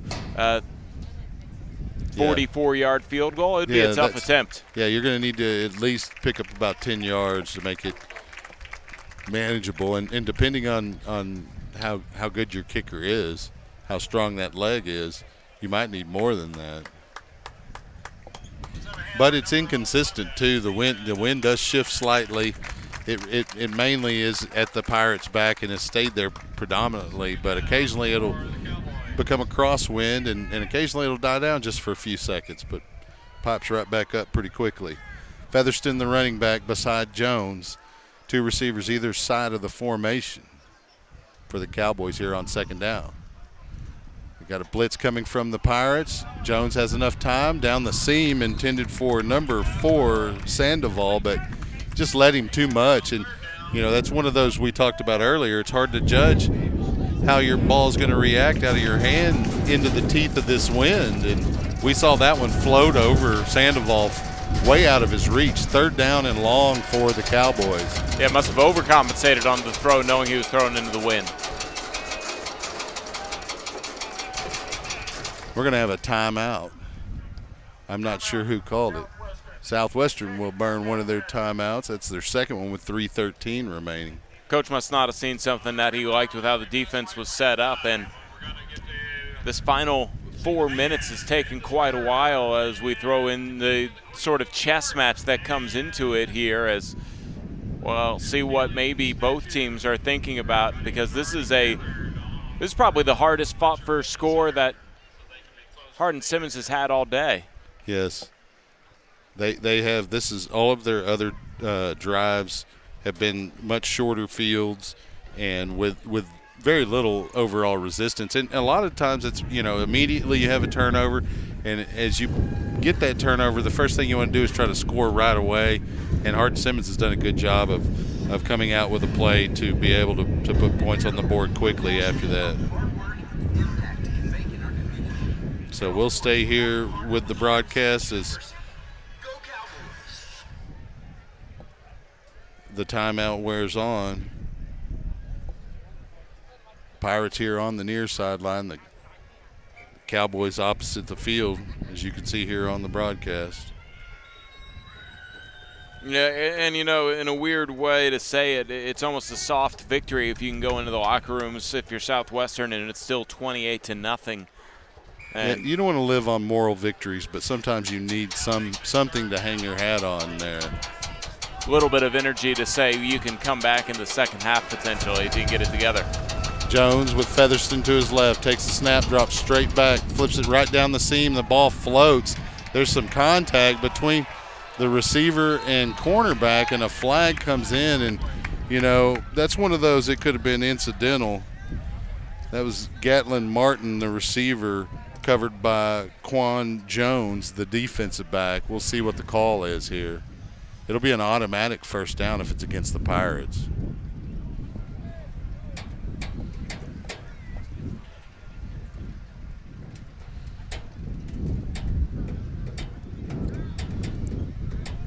They're talking about it. It might be picked up.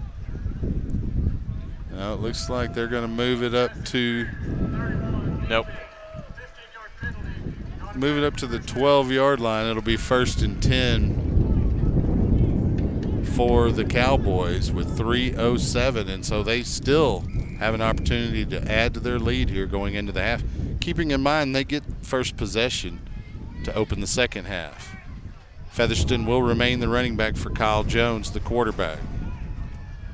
Jones looks over the formation, has two receivers on the far side. A couple of tight ends in tight. He moves Featherston to the wide side. He'll hand to Featherston coming back this way. He'll cut up at the 10, and he'll get stacked up inside the 10 around the 8. Give Alec Gomez the credit there on the stop with Eli Norris. Clock moving at 2:52. Second down. Gain of about 3, maybe 4 yards.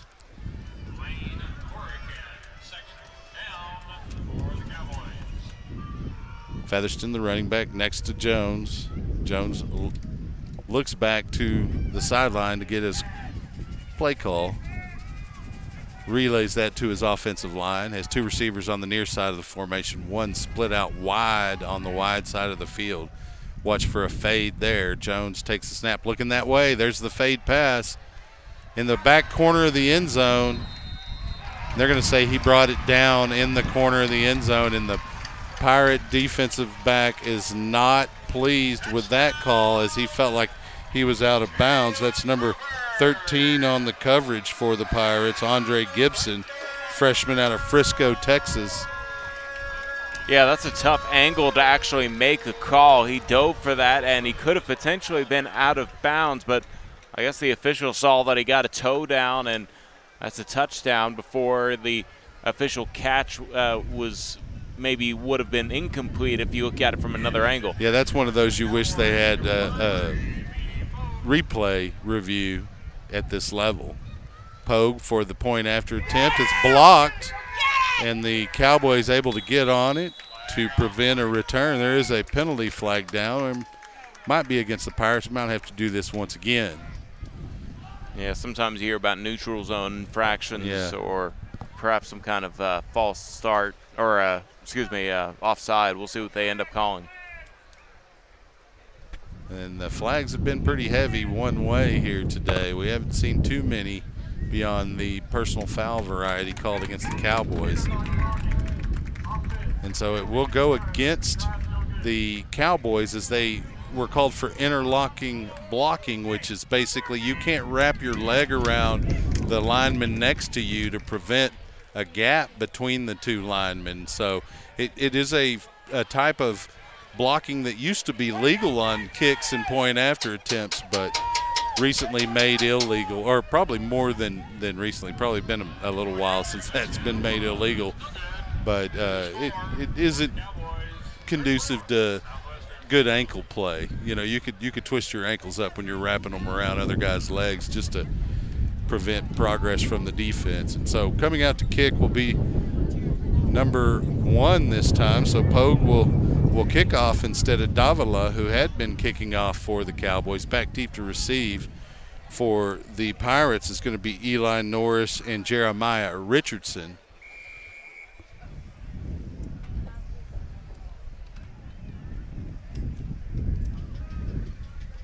This kickoff will be done by number 1.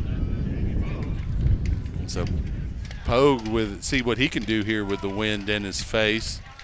on this kickoff. 2:14 remaining. It's a 34-0 score right now. Time for that 2-minute drill. You practice it every week at the end of practice. It's so windy that Pogue will have to ask for a holder. Yeah, that's Bryce Hergert coming in to put his finger on the line here. You know, always made me nervous to be the guy holding the kick,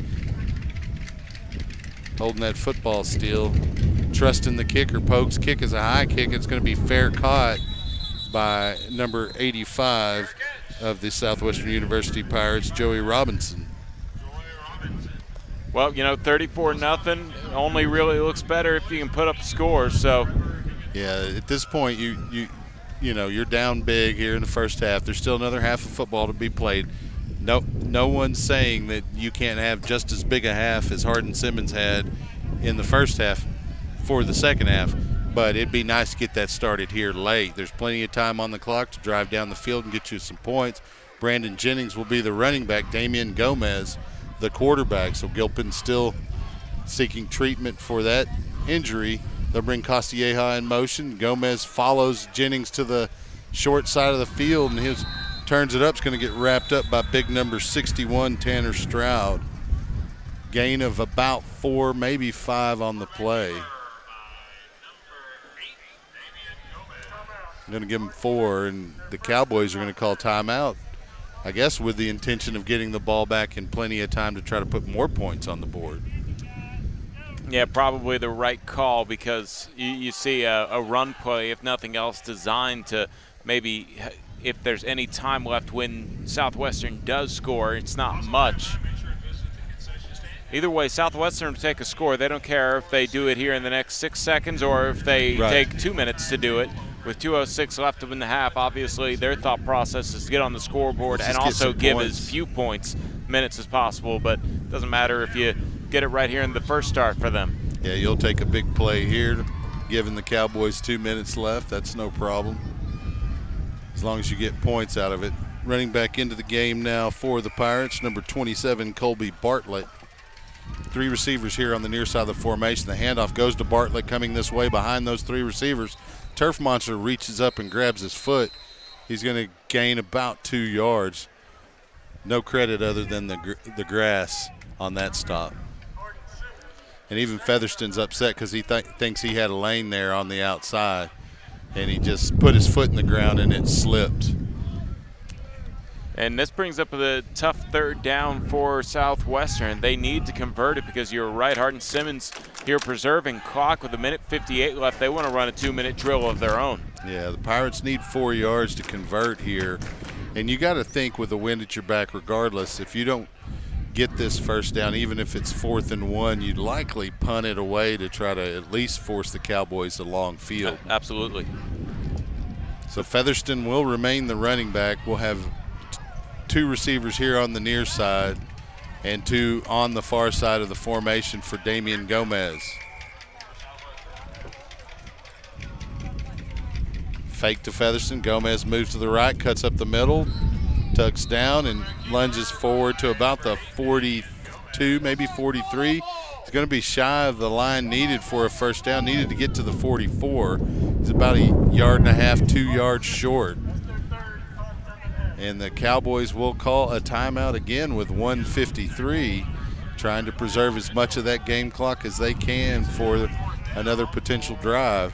Yeah, I think it was 2:14 when the kickoff occurred, and Hardin Simmons using all their timeouts on this offensive series for Southwestern to preserve that clock, because now it is a punting situation. You have the wind to your back. Will Herbst will probably be able to pin this down inside the 15. So it just kind of comes down to what is your defense going to be able to do with about 1:50 here left on the clock, and probably the worst field position to start the day for Hardin Simmons. Well, watch Herbst. If the Hardin Simmons Cowboy kick return team turns its back to him, he may carry the ball for a first down. He's been known to do that. Beauty of the rugby punt. There's the snap. Herbst has the kick. He's got some pressure from the left side. Gets a beautiful punt off.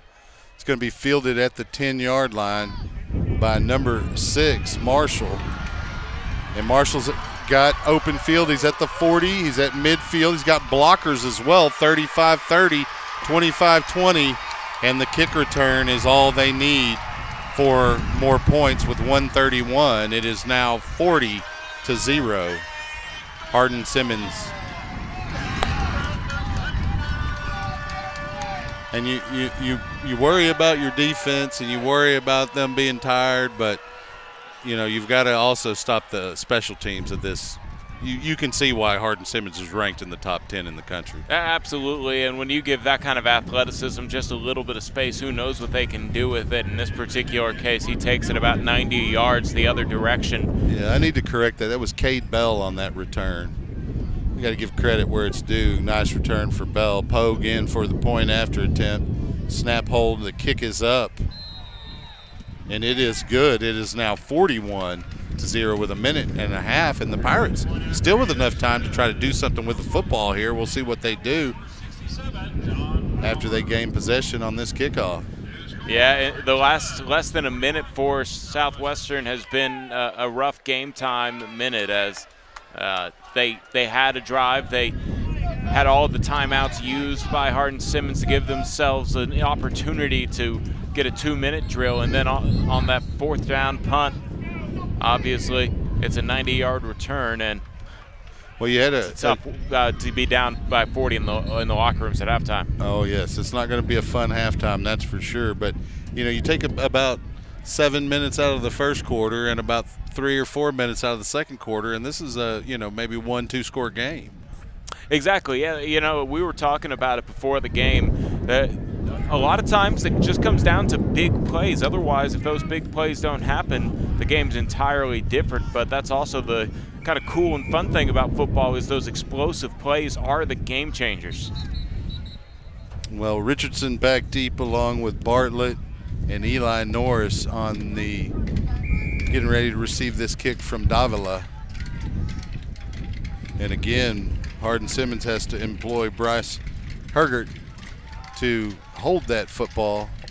Otherwise, it just blows right off the tee. Davila gets his foot into it. It's a high kick. It's going to be fielded by Norris around the 15. He carries up to the 20, cuts across the field. He spins out of a tackle. No, he doesn't. He gets wrapped up around the 17-yard line by number 27, KJ Peoples. So it'll be a first down Pirates. A lot of field to navigate with a minute 25 and I believe just one timeout. Yeah, that's right. Only one timeout if you trust the scoreboard over here, and 41-0. Obviously, this is the 2-minute drill that the offense gets another chance at. Well, Damian Gomez will be leading that 2-minute offense with Gianni Taisigwe beside him. They'll hand to Taisigwe. He'll carry straight ahead for a gain of a couple. Number 93 there to wrap him up, and that's Colton Grimes, hometown boy from Abilene. I guess the Abilene women must be nice to him. That's why he sticks around, I take it. Must be. They call it the big friendly out here, and it looks like, a little bit of banged up, obviously, with Landry Gilpin not coming back out onto the field. They're going to take their time off these play clocks. Yeah, they're going to burn a little bit of time, get in at halftime, try to regroup.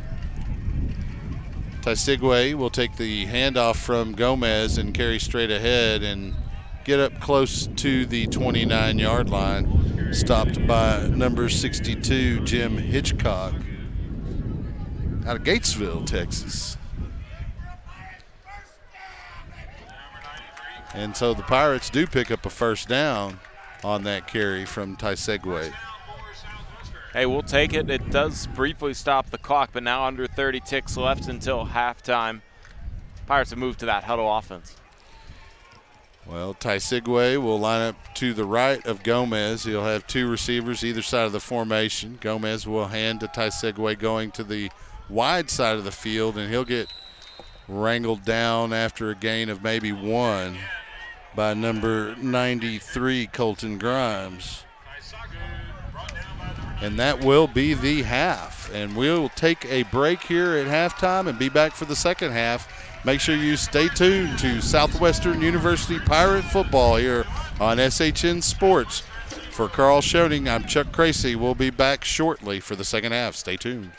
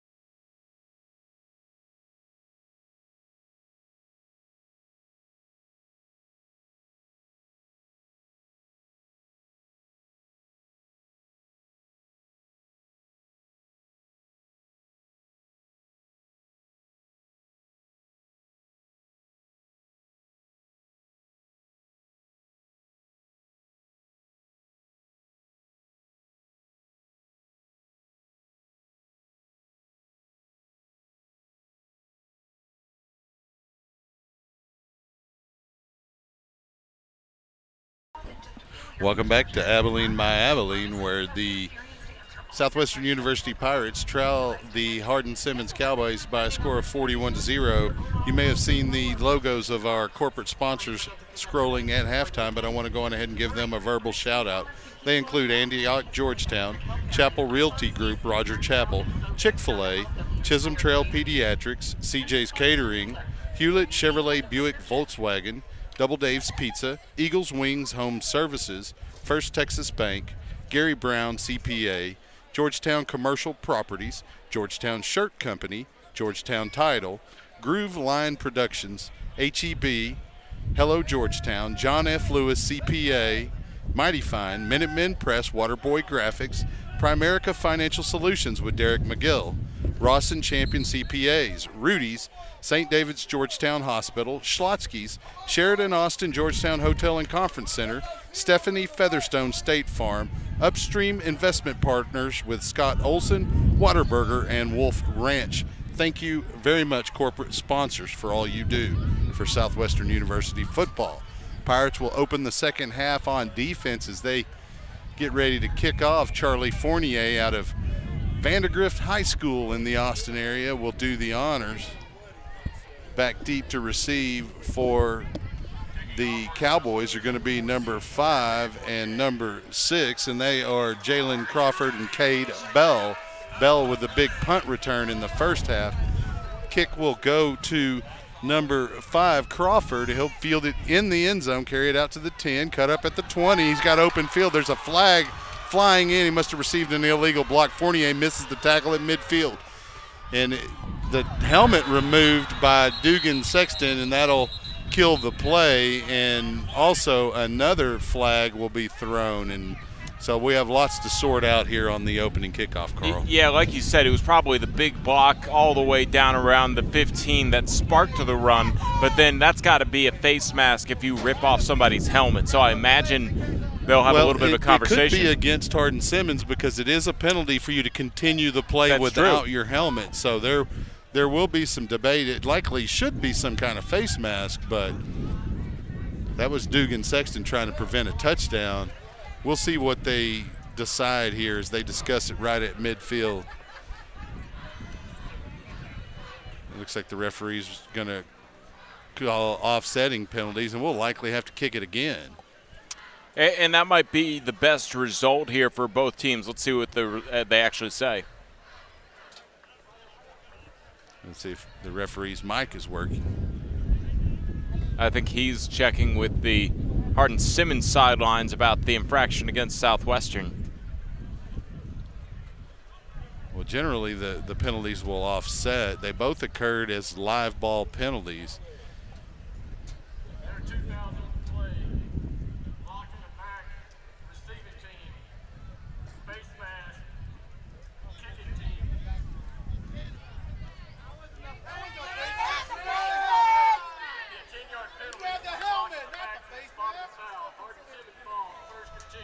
So they looks like they're going to assess the block in the back penalty.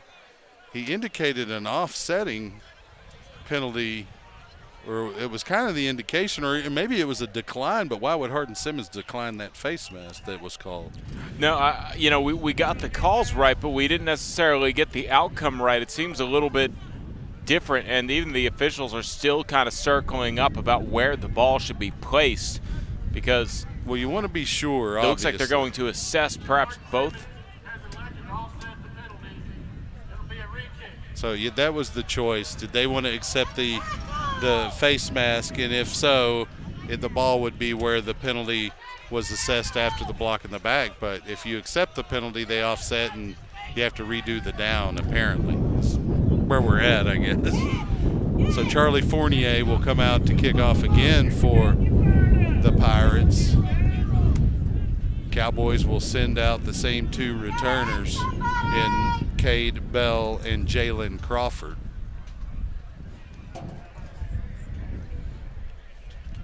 Well, quite the anticlimactic start to the second half. They're not going to restore the 19 seconds taken off of the clock, though. I guess not. We'll see here. They haven't indicated to the press box to change the scoreboard clock back. So Fournier will line up and boot the ball pretty high and deeply. It's going to be fielded by Crawford. Oh, he drops it in the end zone. He's going to still take it out. He's got it at the 5, 10. He breaks the tackle at the 15, 20, 25, and wrapped up by Fournier around the 41-yard line. And, you know, honestly, when you have to run down and cover kicks a couple of different times, it can really gas you, and we might have seen that on this particular kick from the Pirates. I think that is what happened, and we have another flag on the play, but obviously it's a situation where that's the most all-out sprint and the furthest you'll sprint. Yes. And they call another face mask on Southwestern. Wow. That is a big penalty, as it'll move the line of scrimmage into Southwestern University territory as they tack on 15 yards after the return, which was up to the 42. So that should put the ball right around the 43-yard line of Southwestern, and that is exactly where they will mark it. And Hardin Simmons opens another drive in Southwestern Pirate University territory. Kyle Jones will be the quarterback. Coming in at running back is Colby Youngblood, number 29. They'll bring a man in motion, and they'll pitch it to him. That's number 82, and he has the edge there at the 40. He's going to get wrapped up and forced out of bounds around the 35. And that running back is Kevy Evans. Yeah, you get that motion where you can get a little bit of speed and able to pick it up for almost a first down, but they'll call it just short by 1.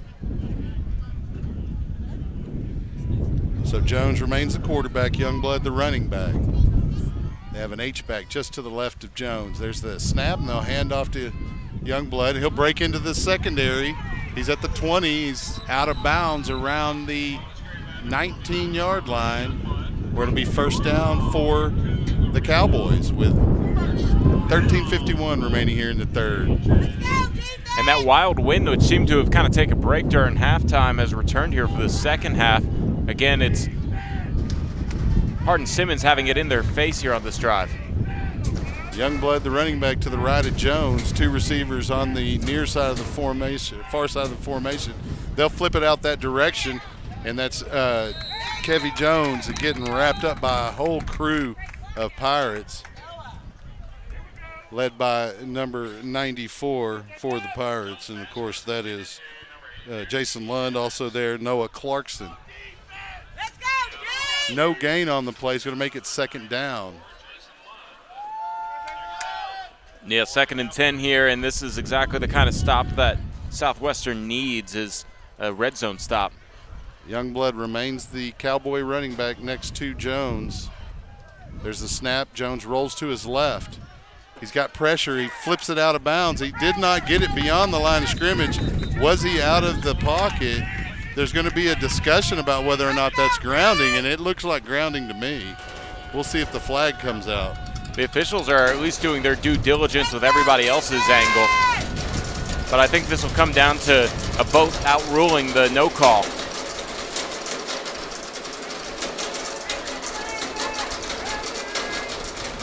And they do throw the flag out. It's going to be a grounding penalty against Kyle Jones of the Cowboys. And there's the signal for grounding. That is a loss of down. So it will be third down after they mark off the penalty. That's a good break there for Southwestern after the tough break of the face mask on both calls. In this particular case, that yard to gain is near the 10, and they're all the way back to the 30. Yeah, it's going to be about 3rd and 20, maybe 19 yards for Jones, Youngblood, and crew. 3 receivers, far side of the formation. Jones takes the snap, drops straight back, looking to his right, rolls to his left, airs it out on the sideline. It is caught by number 15, Gatlin Martin. He's going to even pick up the first down right at the 10-yard line. Yeah, and that stops that clock at 12:43 and picks back up after the first down, but first and goal here, and the momentum right back to Hardin Simmons. Yeah, tough break there for the Pirate defense, unable to get a stop there on 3rd and long.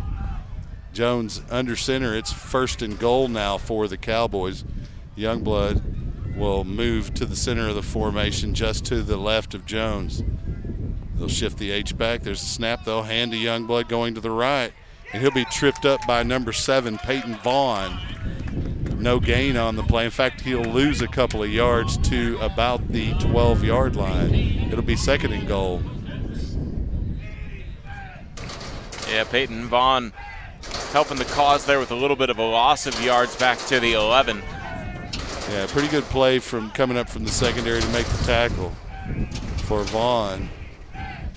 New running back in for the Cowboys is Colton Marshall. He'll line up to the left of Kyle Jones. 2 receivers here on the near side of the formation, 1 on the far. Jones takes the snap, drops straight back, looking to the left, throwing to the left corner of the end zone. Intended for number 15, Gatlin Martin, too far. Out there providing coverage, Cam Terry, along with Jamarcus Ross. And you got another 3rd down here, an opportunity to force the field goal, and that kind of bend don't break would be a good start with how funky this first series of the second half has been. You got to start building from somewhere. Youngblood back in at running back for Jones. 2 receivers here on the near side, 1 on the far side of the formation, the short side of the field. Jones looks over the defense, takes the snap, drops straight back, looking downfield on the left side. Too much pressure, and the Pirates converge, and Jones breaks loose. And he's going to be in for the score. Wow, he just slipped out, the pocket collapsed, and he found just a little place to slither out, and that led to an alley right to the end zone, and that's a backbreaker on 3rd down and an opportunity to get off the field. Yeah, from our angle, it didn't look like there were any creases for him to come out as the Pirate defense surrounded him, but evidently there was one on that far side on the right, and he was able to squirt through, take it in for the score. It's now 47-0 with 11:18 remaining here in the 3rd period. Jamie Pogue comes in for the point after attempt for the Cowboys. Snap, hold, kick is up, and it is good as well. Score now 48-0, and the Pirates will have their first possession of the second half here shortly.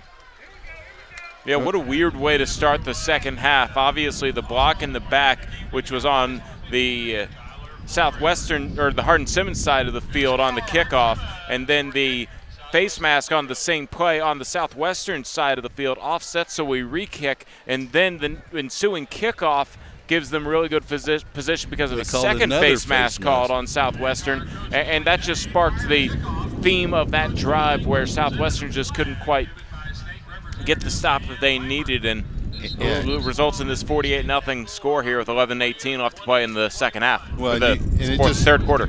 A tribute to how explosive that Hardin Simmons offense is, because even when you get them behind the chains, 3rd and long, they can still convert. And that 3rd and long was a backbreaker, obviously, because it was I think it was 3rd and 20, and they pick up all 20 and a little bit more.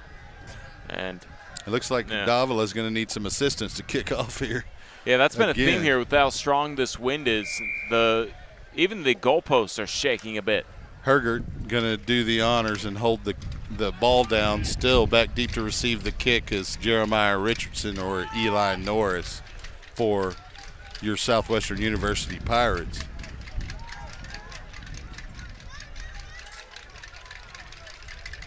Toe to leather, nice kick. It's going to be kind of dampered by the wind, fielded by Norris at the 15 over the 20, 25, 30, and the Cowboys will meet him there right around the 31-yard line to stop his progress any further.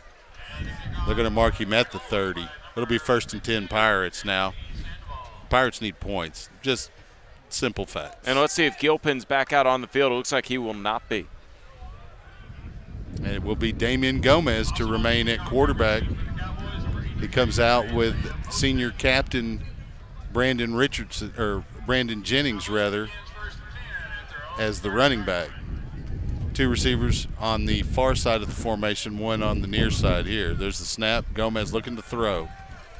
Got plenty of time. Flips it to Dugan Sexton for a completion at the 44 and a Pirate first down. They're going to mark him at the 45. And hey, start the air game. Let's see if we can get a chance to get something going in the passing for Southwestern. And they get up to the line of scrimmage quickly here. Gomez takes the snap, drops straight back, has plenty of time over the middle. Pass is complete. This time it's to Ethan Powell for a second consecutive first down in as many plays at the 41. Yeah, you'll take back-to-back completions because now you're going to have to get that respect here. And Damian Gomez leads Southwestern right into HSU's territory.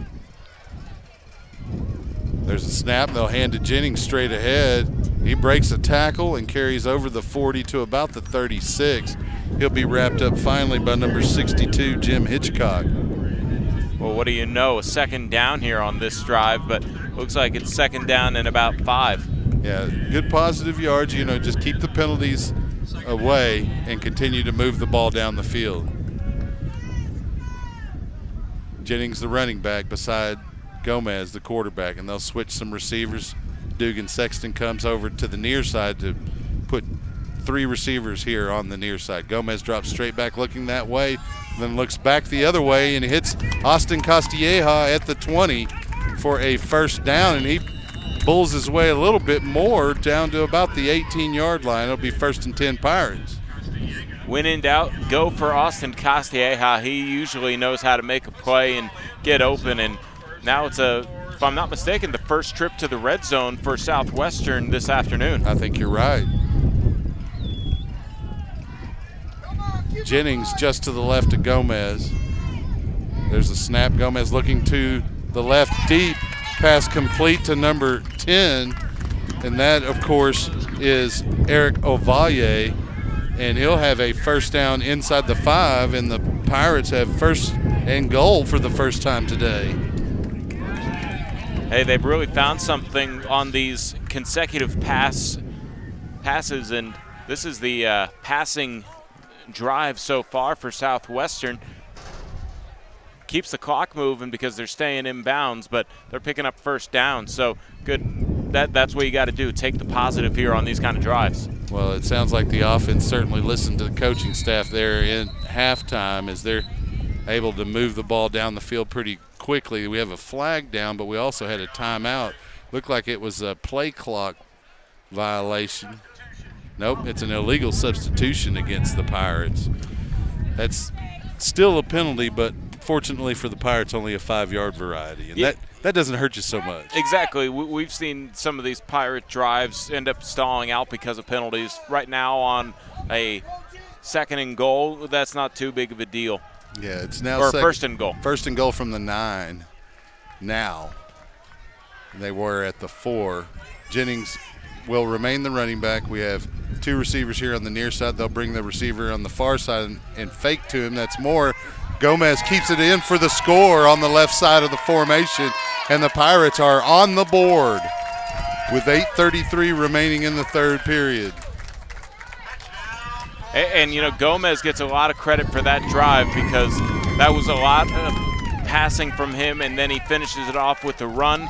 You have to be excited if you're Damian Gomez coming in here for the injured Landry Gilpin and able to put up a touchdown on the board here in the second half. First one of the day. Will Herbst in for the point after attempt for the Pirates. Coleman Kerr with the hold. The kick is up. And it is good. And the Pirates on the board now 48-7 with 8:33 remaining in the 3rd period. Now we need the defense to get a stop. Exactly. And then just build on what success you've had. And you know, obviously anything can happen, but it's more about building momentum going into next week at this point and building confidence as a team, because obviously it's easy to kind of roll over and play dead when you're down 48-0, but they come back and get their first score here. They looked really confident. That's the best drive of the game so far, and let's see if they can build on that as they move forward.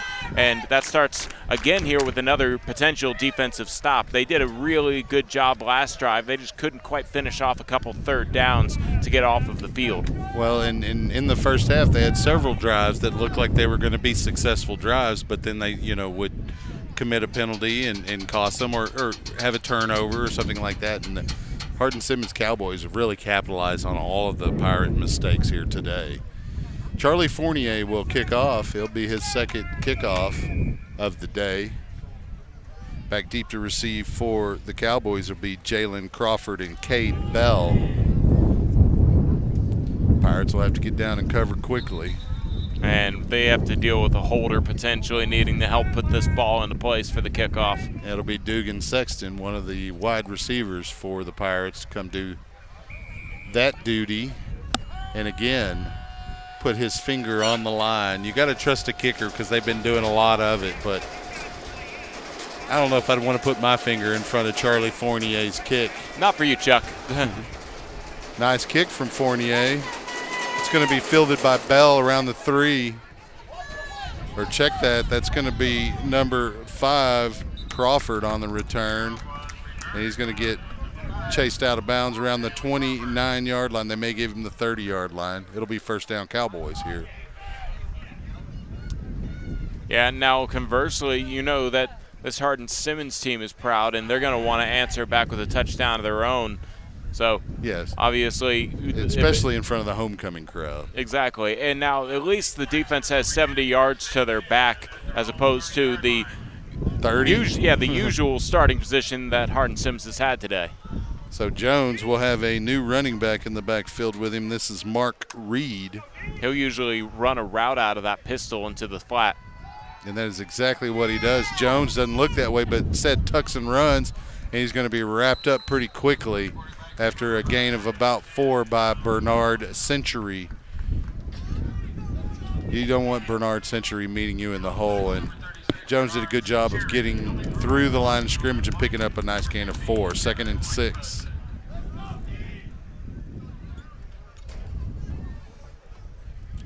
Running back remains Reed beside Jones, and they'll hand to Reed this time. Reed coming this direction. It's going to be wrapped up by big 77 Nick Hackett and smothered after a gain of about 3. It's going to be 3rd and 2 yards to go for the Cowboys. Big play here as the Pirates could get off the field and give their offense another opportunity. Senior Brandon Jennings trying to get the crowd into it here, as successfully so, as you can hear as we're amongst the crowd today. Clock moving at 7:24 here in the 3rd period. We're going to have a wildcat for Reed. Reed takes the snap and gets wrapped up by Blaine Corkin in the backfield. A loss of a yard. It's going to bring up 4th down. Great job by the Pirate defense. Great read by Blaine Corkin to get in there, fill the hole, and make the tackle. Yeah, you want black helmets to that football, and they do a good job of limiting that to no gain and getting a stop, and see if the offense can build off the momentum of their sort of airy raid offense that they put together on the last drive to get their first score of the game. Well, Cam Terry back to receive the kick from Brooks Barker, the punter. He takes the snap, gets his foot into it, and it's a nice kick into the wind. It's going to take a Pirate bounce or a little bit lateral. It'll be down by number 28 at the 32-yard line. That's Jacob Torres. And so the Pirates will have another opportunity with the football here, see if they can cut into that lead. Right now, 48-7. Yeah, exactly. It's all about cutting into this lead at this point. Now we're getting the ball back with 6:31 left in the 3rd and building off of the passing game, which we saw was really effective in that last drive. It looks like they'll come out with the same set of skill guys, and why not? They looked really well in that last series. Jennings, the running back. Gomez, the quarterback. 3 receivers here on the near side. Gomez takes the snap, looking to throw, and it's complete to Jennings out of the backfield on a little swing pass, and he gets cut down immediately, but he gains about 3 yards before that tackle was made. 2nd and about 7. All you need is 3.3 yards every play, so 3.35 if you'll give me that, and that's what you get right there on that quick pass out of the backfield. Well, the way the referees like to avoid measuring first downs, they'll just give you that extra .01. Gomez mishandles the snap, but able to get it and get a pass off intended for number 85 that's incomplete to Jay Robinson. And so Joey Robinson, so it'll be 3rd down and about 7 yards here. And it, just that little bit of timing of the mishandling the snap. I mean, he didn't drop it, but it took him a second to get the handle on it, and that can throw off the play. Third down now. Jennings, the running back, to his left, 3 receivers, far side of the formation. Gomez drops straight back. Plenty of time. Flips it over the middle, caught by Ethan Powell. He's over midfield and out of bounds around the 47-yard line. First down, Pirates in Cowboys territory. Hey, let's give Gomez plenty of credit here, as he's really been accurate in his passing game. He comes in for Landry Gilpin, who exits because of an injury, and he's come in and not really missed a beat here in this second half, moving the ball. Pretty nice play by Powell, as that pass was tipped by the defender, but he was able to still get it. Gomez drops straight back, 1st and 10, looking downfield, points downfield, airs it out, floats it out of bounds where no one could catch it. He was trying to get Joey Robinson to break one way or another. The defender with Robinson, number 22, keeping close coverage, Brock Brunot. Yeah, there's a couple times where Gomez doesn't quite see what he wants, so he'll just sort of make it a play where the clock will stop and the down is only lost and it's not a sack of any kind. Intelligent play from the quarterback position. Gomez takes the snap, drops straight back, has some pressure, flush to his left, flips it out into the flat intended for Ovalle, incomplete as it's too far out of bounds. Gomez points to Ovalle and says, my bad. It's going to be 3rd down and 10, though, here for the Pirates, and really 2-down territory on the Cowboys side of the field, especially with them having to travel head first into this win. Yeah, absolutely 4-down territory. You want to put in as many points as possible up if you're Southwestern. 3 receivers, top of the formation. Gomez tucks the ball to run, and he's going to get wrapped up at the line of scrimmage by number 35 of the Cowboys, Matt Mitchell. And so it'll be 4th down, and the Pirates will bring out the punt unit because 4th and 10 is a lot different than 4th and 5. Yeah, if Gomez were able to get something to make the 4th down a bit more manageable, I think that Southwestern goes for it. But in this particular case, they're punting for the first time with the wind at their back. In fact, this might be only the first or second punt all game for Southwestern. Yeah, they actually had one from this direction, but it was returned for a touchdown. Oh, that's right. And the punt from Herbst into the corner, the coffin corner, and he gets it out at the 1-yard line. It will be 1st and 10. They're going to move it up to the 4, it looks like. So the Cowboys will have it with their back against their own goal line, and really their worst starting position by far. Yeah, and that's why you put Will Earps out there. Give your defense an opportunity to be set up for success. 4:31 left in the third, and you'd much rather them have 96 yards as opposed to going for it on even 4th and short and then turning it over at the HSU 45. Nice spot of about 40 yards. Jones will have Featherston as the running back to open this series. Tight formation for the Cowboys. There's the snap. Jones will hand to Featherston to the right, and he'll break through the first line of defenders, carry over the 10 to about the 11-yard line.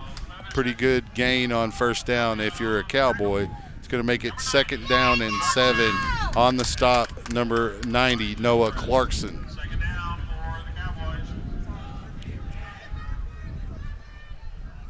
Second and 3 for Hardin Simmons. Featherston remains the running back. 2 receivers here on the near side of the formation. Receiver tied on the far. Jones takes the snap, hands to Featherston. He runs to his left. He's in the open field over the 20 to about the 25. Tackle made by Peyton Vaughn, number 7. Yeah, Vaughn probably prevented that from going even further, but still a 1st down. And yeah, that one could have gone to the house had Vaughn not made that tackle. It would have definitely been a foot race. The clock moving at 4 minutes and counting. Jones, Featherston in the backfield. Looks over the formation, has 2 receivers on the wide side of the field, an H-back on the near side, and they have an extra lineman as a tight end here on the near side. Move the H-back to the wide side of the field. They'll take a snap and throw it out to number 7, complete to Millsap, and the defense there quickly to wrap him up. Really minimal to no gain on that play. Yeah, that's why you like to hear that black helmets to the football. Whenever you see it thrown into the flat like that, you usually see a couple Pirates there to at least slow down the initial progress and then a couple more to clean up the play. You got to make a for sure tackle out there on the edges. Featherston, the running back for Jones. There's the snap. He'll hand to Featherston to the right, and he'll follow his blockers over the 25 to about the 27, but he's going to need about the 32 for a first. It's going to be third and about 6 yards to go for the Cowboys. 2:50 and counting on the game clock here in the third quarter. And this is why you punt it, to get a chance to get it back, maybe back in your own territory, instead of going for it on a 4th and 10. Jones looks over to the sideline, gets the call, relays that to his offensive line, despite the noise.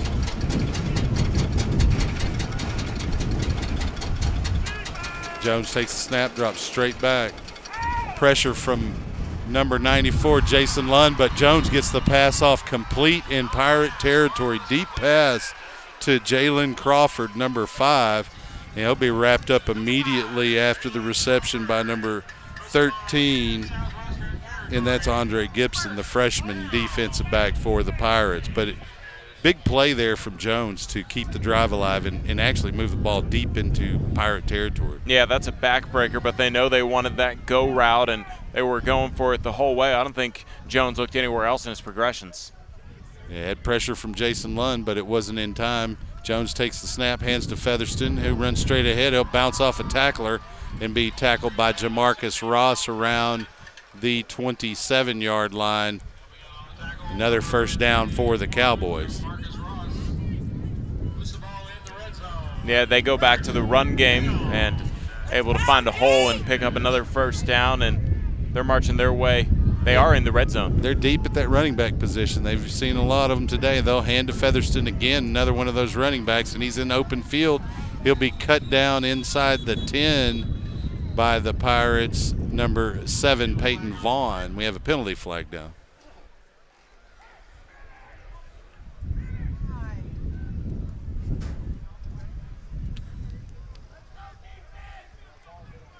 We'll have to wait and see because I'm not even sure where that flag was dropped at, Carl.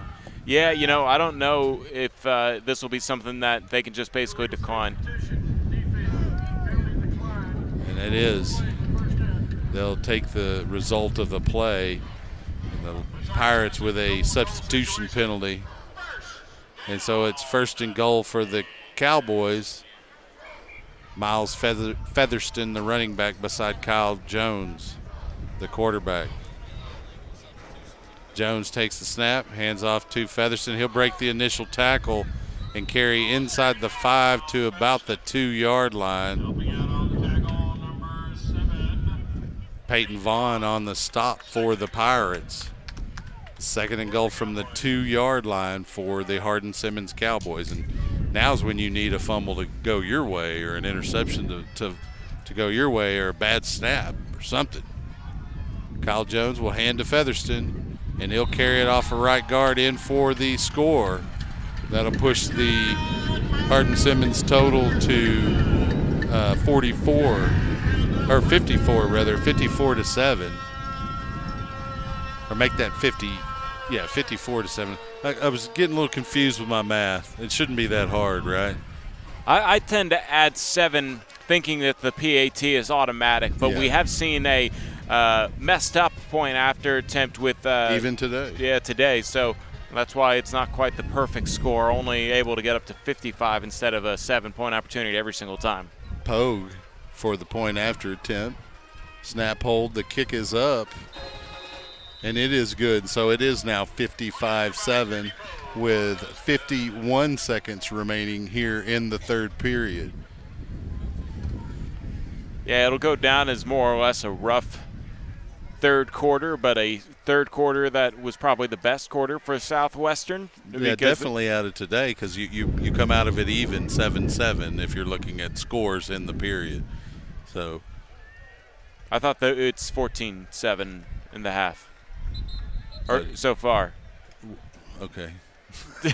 There's been a lot of points There scored. have been a lot of points scored here, but it is you know that you do It is find still something a better quarter than any that have occurred today. You do find what Gomez is good at, and he's a very accurate passer, and that's probably what you're going to rely on here in the fourth quarter that's coming up in the 51 seconds you get here in the third quarter. And, you know, Coach Austin's looking to continue on the momentum they did find in that third quarter, so we'll see what they like to do when they get the football back. Well, Richardson and Norris will be back to receive the Davila kickoff. And he's able to keep the football on the tee with no assistance right now. Davila gets his foot into it. It's going to be a short kick. It's going to be fielded by number 27 of the Pirates, and that's Colby Bartlett, and he'll be tackled right around the 27-yard line. Let's see where they mark it. Looks like it's going to be the 25, 1st and 10 Pirates. Yeah, Bartlett's been a little bit of a spark today for Southwestern, but in this particular case, the kick gets hung up in the wind, and he's trying to decide if he's going to be the one to catch it. He is, and still able to get a little something out to about the 25-yard line. Ty Sigway comes in as the running back for Gomez. 2 receivers near side of the formation. Gomez takes the snap looking that direction to his right, back to the left over the middle, intended for Ethan Powell. And there was a little bit of confusion as Powell and Dugan Sexton's routes kind of ended in the same area, and along with that, 2 or 3 defenders. So pass falls incomplete, 2nd down. Yeah, obviously, the passing game is the best way to catch up right now, as Southwestern got the ball back with about 51 seconds on the clock. They want to try and get into Hardin Simmons territory before the start of the fourth. With the wind at your back. Jennings now the running back. Gomez takes the snap, follows Jennings to his right, looks to run for sure, and will be cut down after a gain of about 4 there on the stop, number 34, Cade Mickna. And so it'll be 3rd and about 9 yards. Yeah, it's stringing together positive plays has been difficult today. Yeah, you know, I think that might have been perhaps a opportunity for Gomez to throw on the run, but that's a skill that it's hard to pull off in game, and it looks like they're content going into the fourth quarter with the score at 55-7.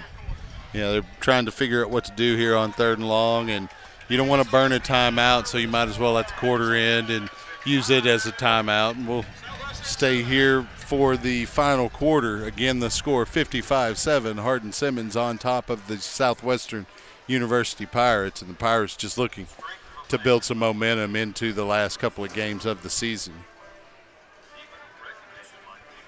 Yeah, and that's the real key here, because I hate to be kind of a downer, but a comeback would be a few miracles going in the direction of Southwestern. Worth a movie production at this point. And you know, I say that in the kindest of ways. It's not real easy when you're facing a team as good as Hardin Simmons to come down from such a significant deficit. And the Pirates still have 3 games left in this season. They take on Austin College, the new conference member, at home next Saturday, and then they're on the road the following Saturday, November 6th, at Texas Lutheran.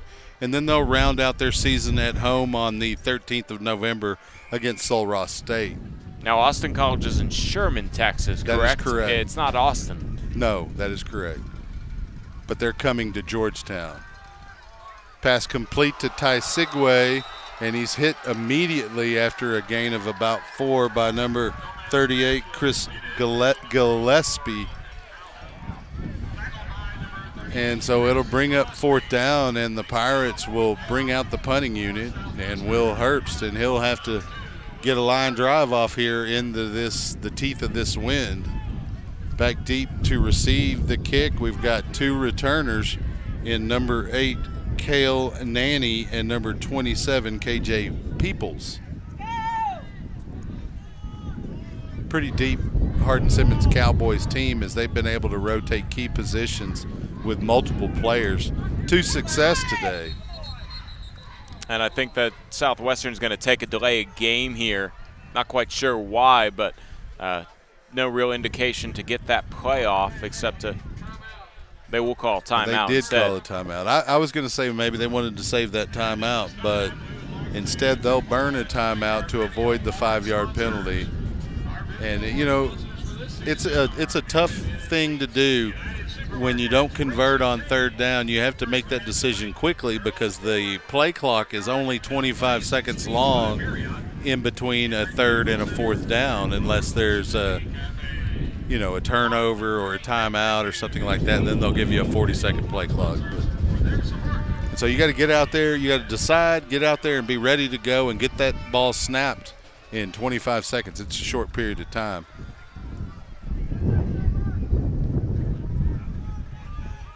It's going to be Peoples will field the kick at the 39. He'll move his way over the 45 and then a little over midfield into Pirate territory at the 48, where he's going to be wrapped up. Look like that is number 34, Pritchett, on the tackle for the Pirates. Might have been Bernard Century. I couldn't tell for sure. Oftentimes if they tuck that jersey under their shoulder pads, it's difficult to see. I think, oddly enough, I think it was the freshman, and I'm sorry if I mispronounce it, Dominique Isidorzicki. That could be. I'll let you handle that one. Number 57, I believe, is what I saw. And we have the Wildcat-style formation with number 12, Galen Glenn, and he'll pick up a nice gain of about 8 yards on first down near the 40-yard line. On the stop, number 27, Robert Alfaro, 5'10", sophomore. They're going to hand to Marshall, the running back, on this play, and he's going to get stacked up by big Nick Hackett. Also there, number 93 for the Pirates, John Guerrero. Hey, that's a way to hold them to no gain, and this is a 3rd and short, probably 4-down territory, but it wouldn't be surprising if you maybe want to test your kicker's leg in a game situation with the wind to the back. It would be a deep one, probably around 57 yards right now. Well, they probably have a long kick specialist. They're so deep in their roster.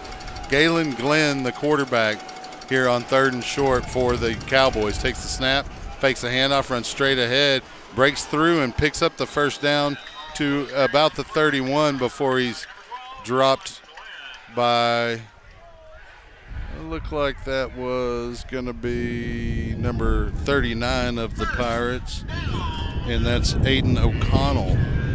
Glenn's listed at 6'2". I feel like he's maybe around 6'4", 6'5" out there. But yeah, he looks pretty tall and lanky. He made a move right between the B gap and was able to pick up some yards with a powerful stride. It's easy to get skinny when you're already skinny. So Glenn remains the quarterback, takes the snap, drops straight back, looking to his right, down deep, rolls to his right, airs it out over the middle, complete to number 85, and he'll carry it in for the touchdown Cowboys, and that is Clayton Caniford, the wide receiver out of Clifton, Texas, for the touchdown.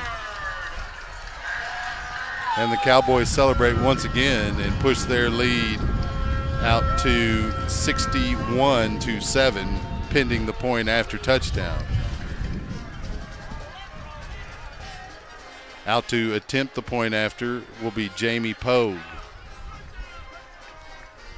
A little confusion by the Cowboys on whether or not they should be out in the formation here on the point after attempt. They get that straightened out.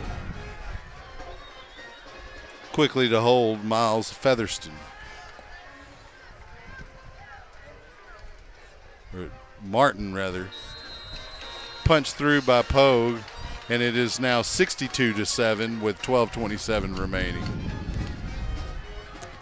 Yeah, it's been a rough go for Southwestern today. Anytime they get a big 3rd down, it's usually responded with a big play by Hardin Simmons, and it's a backbreaker of a day. When you're down 62-7, you just got to keep going out there and playing football. They got 12 and a half minutes left, and if anything, it is a good opportunity for Coach Austin to cycle in some guys who maybe don't get normal playing time himself, as it's being done by Hardin Simmons as well. Well, and we've seen that just in this last series in the secondary, as some youngsters getting onto the field and opportunities to get real game time action against a quality opponent. You know, as we've mentioned a couple of times, this is a top 10 ranked Division III football team, and besides the University of Mary Hardin Baylor has no losses on their record besides that one, and you know, Mary Hardin Baylor pretty much has a chokehold on this conference of late. Yeah, it feels like a decade since Mary Hardin Baylor's been, maybe even more than a decade since they've been on top of their general football world. So Davila will come back in to kick off for the Cowboys. The Pirates adjust their returners, and Jeremiah Richardson thinks about trying to field that one, but it goes out of bounds, and he wisely lets it go out of bounds. And the Pirates will have a choice about whether or not they want to make them kick it again, or whether take the illegal procedure, please. Well, we saw this in a game previously, and the ball was kicked out of bounds twice, and the Pirates kept making them kick the ball again, and they were able to take one to the house as a result, and that was against Mary Hardin Baylor. So one of the scores by Austin Costilleja that day was on a kick return. After, you know, you run a couple of sprints down 70 yards, it's hard to cover. That's a good point. We mentioned that earlier. It's the only time where you're actually putting your 40-yard dash on display consistently. Tysigwe, the running back beside Gomez, there's a snap they'll hand to him, and he'll carry over the 35 to the 36. So a gain of about 1 yard, second down. There on the stop for the Cowboys is going to be number 92, Cody Davis. Cody Davis looks like a big boy. Yeah, he doesn't miss mealtime, that's for sure. And, you know, that's something the Pirate offensive line has had to face all season, big defensive lines, and they've handled themselves fairly well at times. They had a rough go today. Gomez takes the snap, looking to pass to Tysigwe, but he leaves it short, and Gianni Tysigwe might be happy that he did, because defensive back was coming up to hit him pretty hard had he made that reception. Yeah, it seemed like they were playing man, and they were able to keep an eye on Tysigwe, and next thing you know, it's, like you said, probably the best thing for the team that he doesn't get blown up. So it's 3rd down and 9 now for the Pirate offense. Gomez looks over the defense, takes the snap, rolls to his right a little, steps into the pocket, bounces back out. He's wrapped up. He's going to be sacked. The ball squirts out. It's grabbed by a lineman, number 79, tried to get a little bit of glory, Trey Flores, but it's going to be 4th down and a loss on the sack for the Pirates, and they'll bring out the punting unit. Yeah, it seemed like maybe Gomez was able to get the ball out of his hands the last minute, but the officials didn't quite see it from their angle, and that would have been a little bit weird if it was he progress down. Yeah. I was about to say they decided not to let that be allowed because they didn't quite see what happened. You can't just give it to a lineman like that. So there's Erbst with a punt. It's going to take a bounce, a lateral bounce, and will be downed. What are they doing? I think somebody touched it, and it will be downed by the Pirates, number 57. I'm not sure, because it did look like somebody put a hand on it and knocked it further downfield, but we'll see what the line of scrimmage is. It looks like they're going to put it at the 42. Yeah, the officials are trying to figure out what happened exactly there. And well, it almost looked like a Pirate player reached down and slapped it further downfield. And other players who didn't see that thought maybe it was off a Hardin Simmons Cowboy and it might be a live ball, and so they went for it. Seems like there's a flag on the play. We'll find out what that's about. It might be illegal touching. We'll see. It looks like it may go against the Cowboys, though.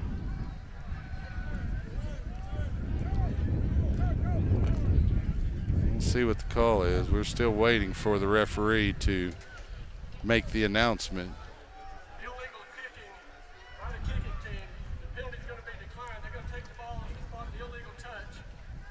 So it wasn't a hand, it was a foot. I was wondering what happened there because I couldn't see what was going on. And Well, that's how that Somebody goes. reverted back to the old school football, or otherwise known as soccer in the United States. That's illegal, right? It's illegal kicking. No. Yeah. You can't kick the football unless it's a punt or an extra point or a kickoff, of course. And the quarterback will remain at number 12, Galen Glenn. He'll take the snap and hand to the running back, number 29, Youngblood. Not much there. They're gonna give him like a gain of 1, but yeah, good job by good job by Southwestern to kind of close those gaps out. Number 94 on the stop. Second down and about 8. Youngblood remains the running back with Galen Glenn, the quarterback. He'll take the snap, hand to Youngblood, coming this way, and he'll be wrapped up by a whole crew of Pirates. And he'll still get about 2 yards, maybe 3 out of that. But a solid job so far by Southwestern limiting these gains, and brings up another important third down. So Lund and Malik McDonald there defensively for the Southwestern University Pirates, and making it third and about 5 yards here. Probably 2 down territory if you're the Cowboys, but Pirates need to get a stop here, maybe at least force a decision on whether to punt. Youngblood to the left of Galen Glenn. He'll take the snap, drop straight back, looking downfield on the right side. Well, it's intercepted by Cam Terry, and he'll carry it into Cowboy territory at the 47 before his momentum brought him to the ground, and he really had a lot of green in front of him. If he could have just kept his balance, he might have taken that all the way. Yeah, in the NFL, he might have been able to bounce right back up and push it in for 6, but that's how it goes here. You hit the turf and you're down officially in college, and it was still a spectacular play to make a diving catch like that for Southwestern to get the turnover. Let's see if Southwestern will take a quick shot downfield here and try to turn it into points. Brandon Jennings, the running back to the right of Damian Gomez. 3 receivers on the wide side of the formation. Eric Ovalle here on the near side. Gomez looking to throw. He's got pressure, and he's going to get sacked in Pirate territory at the 45-yard line. Maybe the 44. It'll depend on the spot. And the Pirates have a player down. Yeah, it's been a rough day for injuries as well for Southwestern.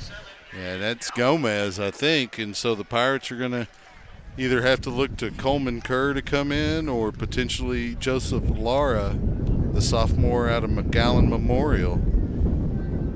Coleman Kerr, the senior, out of Leakey, Texas. I always thought that was a funny name for a town. We got a good amount of funny names. I wonder how they came up with Abilene. Has to be someone's name, right? That's a good question. I don't know. Like, there's got to be a Sir Abilene somewhere down the line. I would assume there was a guy named George for Georgetown. Yes. Or, you know, they're naming it after George Washington or something like that. You're Don't right. even know that one either. Yeah. I wouldn't be surprised if it was, because Georgetown's been around a long time, from way back in the days when people still named their stuff after the father of this country, George Washington. So the quarterback is going to be number 7, and he'll carry it straight ahead, close to he got past the original line of scrimmage +3. And, of course, that is Lara who comes into the game. It'll be third and about 7 yards for the Pirate offense. Yeah, really nice scamper there by Joseph Lara, and maybe the run game kind of comes back in, which you kind of lose with switching in Gomez, who's a much better passer than a runner. Lara might get some of the yards on the ground back for Southwestern. Well, it'll be Lara and Jennings in the backfield. Lara drops back and throws a pass complete. And that's going to be close to the line needed for the first down, completed to Ovalle. And they're going to give him enough for the first down. Well, you turn that sack, that makes it 2nd and 18, and you go all the way for a first down. That's positive plays right there, as you have to switch a quarterback as well during this drive.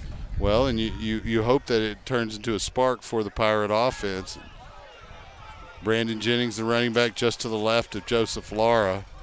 Two receivers here on the near side of the formation. Lara takes the snap, drops straight back, flips it to Jennings. He'll break the initial tackle and lunge forward near the 35 for a gain of probably 2, but it could have been a loss of 3. So pretty good effort there by the senior running back. It's good momentum for Lara here to get these short yardage completions, though. And settle him in. Yeah, settle him in, and then maybe open it up a little bit where he can get some mid to longer range passes in. We'll see what they have called here on 2nd and 8. Jennings just to the right of Lara. Two receivers on the far side of the formation. Lara looks to his right, looks back left, looks back right, and flips it down the right sideline. Pass is almost caught by Aiden Huerta, but he had to make too much of an adjustment on the throw and was unable to get his hands on it and draw it in. It's going to be 3rd and 8 now for the Pirates. Obviously 2 down territory at this point in the game. 6:42 remaining on the game clock. Pirates down big, 62-7. Brandon Jennings, the running back. The Pirates will come out in a spread formation. Lara takes the snap, drops straight back, rolls to his right. A little bit of time, airs it out down the seam. It's going to be intercepted around the 4-yard line. He's at the 10, 20. He carries it up to the 30, and that's number 42 for the Cowboys, Trey Allen. And they'll have the football back with 6:28 remaining in the game. And, you know, that's a freshman quarterback. You know, he tried to go deep, and it was into the wind, and we saw what the wind did to that pass. It really just knocked it down. And that's what I was talking about with Lara. You set up those short passes to maybe give him a little more confidence for the long one. He had the confidence for the long one, but, yeah, the lesson you learn here is that the wind can be much needed for an adjustment. Galen Glenn will be the quarterback for the Cowboys. He'll take the snap and hand off to the running back, number 29, Colby Youngblood, and he'll pick up about 7 yards, maybe 6 yards. Getting the tackle will be Blaine Corkin. Corkin's really come on strong for Southwestern the last few weeks. Yeah, and sophomore's earned a lot of playing time. Yeah, I hear you call his name a lot. Galen Glenn with Youngblood, the running back, to his right. There's a snap, they'll hand to Youngblood again, burning clock. And he'll carry up to the 45. Jamarcus Ross there, Blaine Corkin also there for the Pirates. Yeah, that moves the chains and picks the clock back up at 5:50 left here in the 4th quarter. And I imagine they'll be working in a good chunk of players here in the final couple drives. So Glenn, looking over the Pirate defense, takes a moment to look to the sideline to get the signal. Placard cards go up in the air on the Cowboys side so Glenn can see what the call is.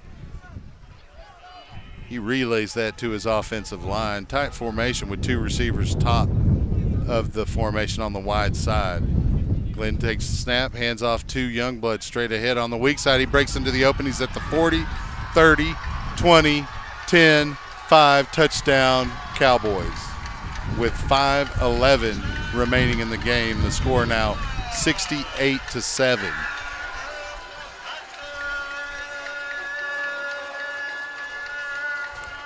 And you hear it from the home crowd and the home PA. The Hardin Simmons Cowboys are celebrating homecoming today, and it's been a big day for their football team. Yeah, you know, like we were talking about before kickoff, it's just a matter of a big-time game home late in the season. You're trying to fine-tune everything for the playoffs. It's homecoming, and they even unveiled a statue of their all-time winningest coach here at halftime. So it's just a big celebration. Point after attempt is good by Jamie Pogue, and the score now 69-7. But as I mentioned, you know, they spent halftime on a ceremony to celebrate Hardin Simmons football history, and a coach that revived the program. I guess it had died for a while, and he brought it back in the 80s at some point. And not unsimilar to what Coach Austin is going through right now as he tries to build Southwestern into a program that once was and then wasn't, and now is again. And it's not an easy road to hoe. No, it's not, but Coach Austin always doing a great job making sure that, even in a situation like this where it's 69-7, they're very focused up, they're very attentive, and he's not going to let them take any plays off, any moments off in the process. And while he'll focus on the details. Exactly. And while this game might stink at the moment to play, and if you're Southwestern, there's always opportunities to get better, and that's what he's preaching. Well, and we've discussed over the time we've known each other that this school has a little bit tougher than other schools. Academic standards a little bit higher than everyone else, and that's for athletes or traditional students. And Davila's kick is high in the air, but it makes it tough on the Southwestern athletes. Fielded by Richardson, and he'll carry it over the 20 to about the 23. That's Jeremiah Richardson. Stop made by number 19, Kelton McGee. 5:02 on the clock, and the Pirates this may be their last possession of the day. Yeah, you definitely want to score here if you're Southwestern, just to get one more TD up on the board. It's, again, the situation where you're throwing into the wind and you'd be kicking into the wind for a field goal attempt. So just take this as 4-down territory, every opportunity you can to score, or at least advance that football down the field.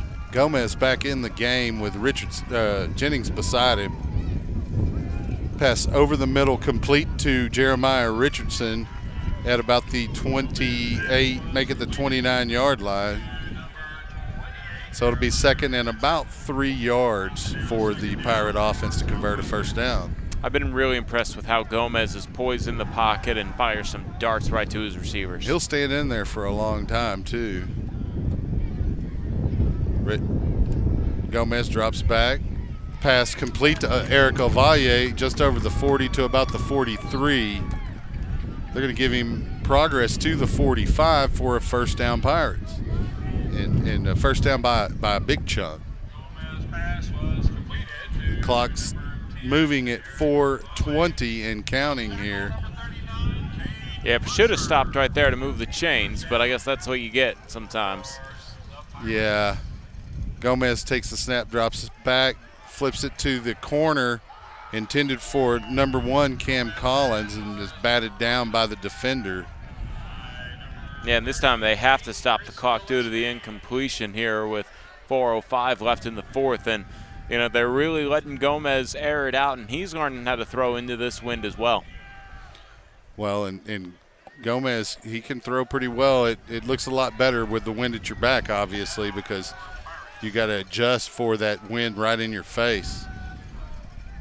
Gomez takes the snap. He's got pressure, has to wheel his way to the left, trying to set up to throw, and his pass is almost completed to Collins. He had his hands on it, but a defender came in and got his hand in there to knock it out, and that was DeMarcus Coleman. So it's going to be 3rd down and 10 for the Pirates with 3:55 on the clock. Clock stopped, obviously, because of the incompletion. Play clock at 20 seconds and counting. Brandon Jennings, the running back, just to the left of Gomez. Gomez takes the snap. Down the sidelines, intended for Ovalle, and he was open just for a moment. Gomez couldn't quite find that window between the defenders, a little bit long, and it's going to be 4th down, and the Pirates will bring out the punting unit. And we're going to see a new punter from the Pirates here, and that's 49, Eric Hunter out of Coppell High School out of Coppell, Texas. So this is evidently the heir apparent to Will Herbst, the senior punter. It looks like we had a timeout called. I think it's Hardin Simmons taking it for whatever reason. Well, we'll stay here, obviously with the skeleton crew, just Carl and I today on the call. If you're still with us, we're grateful here on SHN Sports. Been a rough day for Pirate Nation, but it takes rough days to get to where you want to be. And you got to go through a number of them. Very few teams start a program and within a decade are super successful and winning every year. You know, it's something that it takes years and years of building, and there has to be a foundation set. The foundation is kind of in place. You got to build on that at this point. Well, you know, I do want to thank the 127 people that are still with us. Awesome. On the live stream. Major George saying, you know, there's still time left. Guys, game isn't over till there's no time left. We got this. So Major George, obviously a major part Pirate. of the Pirates for a long time there. Punt is off the side of his foot. And it's going to take a Pirate bounce out of bounds around the 34. We'll see where they mark it. They're going to give him the 37. And so the Cowboys will have the football once again with 3:39 remaining in today's ball game. Yeah, I just see Hardin Simmons keeping this on the ground and maybe giving an opportunity to a new back who hasn't gotten into the game, as they have a full stable of them, and they've broken out some big plays on the ground as well, so wouldn't be surprised to see them maybe work on some different kind of zone blocking schemes on top of it. We definitely have a new quarterback in the game, and that's Drew Huff. In the backfield is going to be Mark Reed, number 17. Huff takes the snap, and he'll pitch it to the jet sweep running back, or receiver rather, number 85, Clayton Caniford. And we'll have a tackle in the backfield, and it looks like it's 94, Jason Lund, who's had a pretty good day today for the Pirates defense. Yeah, Lund was really excited when he saw that reverse, and that reverse was not seeing Jason Lund, and that ended up going for a loss. Came right at him. So Drew Huff with Reed, the running back, second down and about 17. They'll hand off to Reed, and he'll carry over the 35 to about the 36-yard line, where he's tackled by number 52 of the Pirates, and that's Justin Zamora out of Beeville, or check that, El Paso, Texas. Beeville and El Paso are miles away. As are a lot of places here in Texas. Huff with Reed to his right. Traditional spread formation, two receivers either side. He'll hand to Reed straight ahead. And the Pirate defense is there as they fill all the gaps, leading the charge for Southwestern number 52, Justin Zamora. I did say something about different kind of zone blocking schemes. Looked like the Pirates were able to get the advantage there on this drive and get a 3 and out. It is fourth down, so what do the Cowboys do? Looks like they're leaving their offense out there at the moment. Maybe they'll try some kind of pooch punt here with one of the running back or the quarterback. I saw for the first time in a game last night where the offense came into the field and it looked like they were going to go for it on fourth down, and the quarterback stepped out of the way and the tailback did a pooch punt. So anything's in play, I suppose. And there's going to be a Hardin Simmons timeout because the play clock was winding down. There's 1:43 on the game clock. Yeah, can't take those timeouts with you. Might as well use them. Hardin Simmons, maybe they want to get a practice in here. I doubt there's too many people that will be future watching the film to this point. That's very thorough coaching. So maybe there's something that they just want to try, and they don't really mind being on game film. So perhaps that's what we have here as this timeout. They were unsure what they wanted to do on fourth and about 9 or 10. And maybe they're just trying to decide, do we kick it away or do we try to get a first down and run this clock out? Because essentially a first down will put the Hardin Simmons Cowboys in position to just wind the clock down. Looks like they're going to bring the punter in back deep to receive this punt for the Pirates will be Cam Terry. Had him an interception earlier.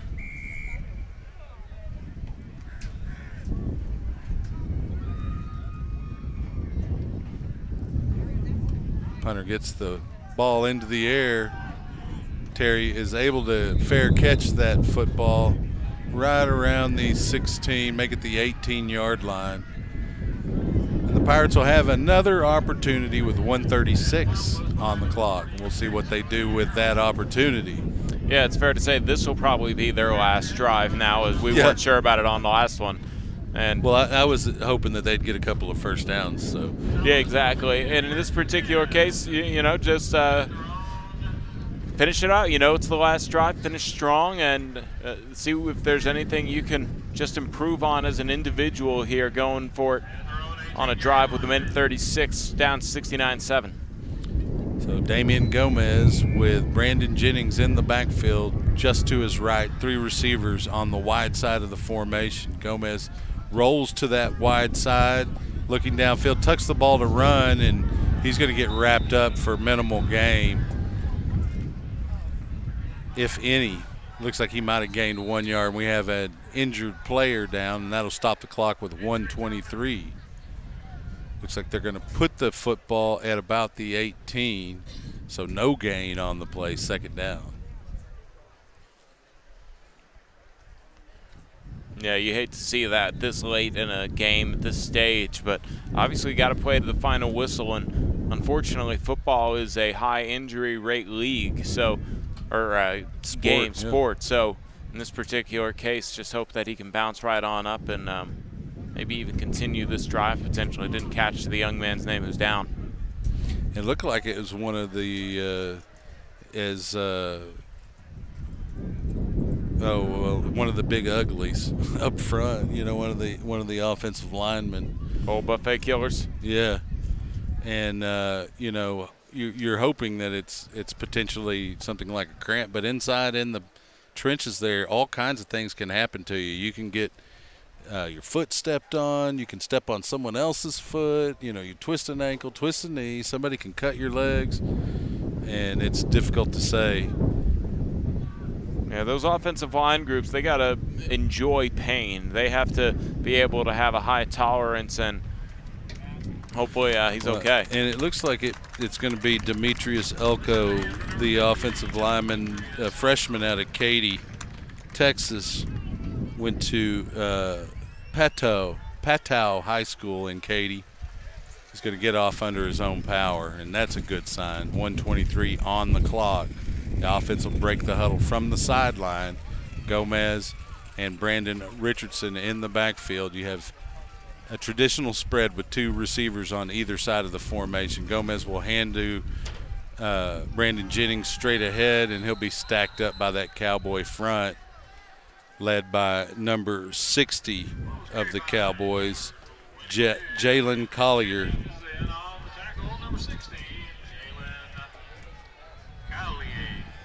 Yeah, well, I imagine Southwestern wants to at least try and get one more first down here, but they put themselves in an obvious passing down on 3rd and 9. Let's see what they do. Well, they'll bring in Colby Bartlett at the running back to join Damian Gomez in the backfield. And if you remember, Bartlett had a little bit of a spark for the team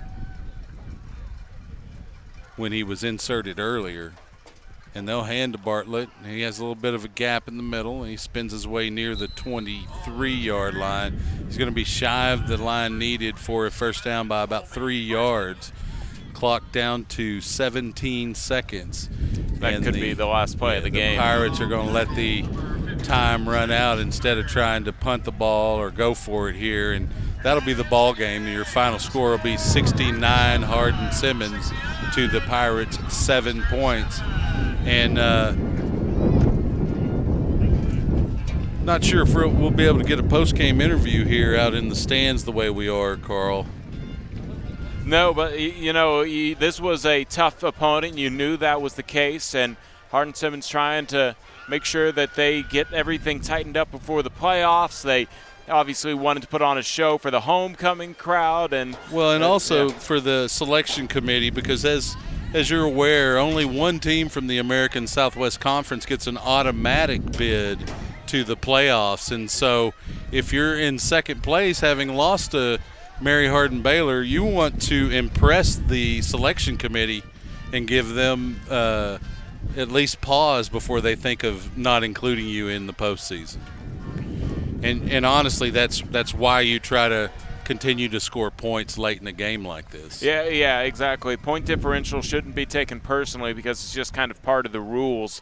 And in this particular case, Hardin Simmons just an extra point mistake away from putting up 70 and multiplying the Pirates score by 10. But obviously, there were some positives to build on and take into the tape when you do the locker room review and watch some game film. But obviously not the outcome that anybody on the Pirates wanted today.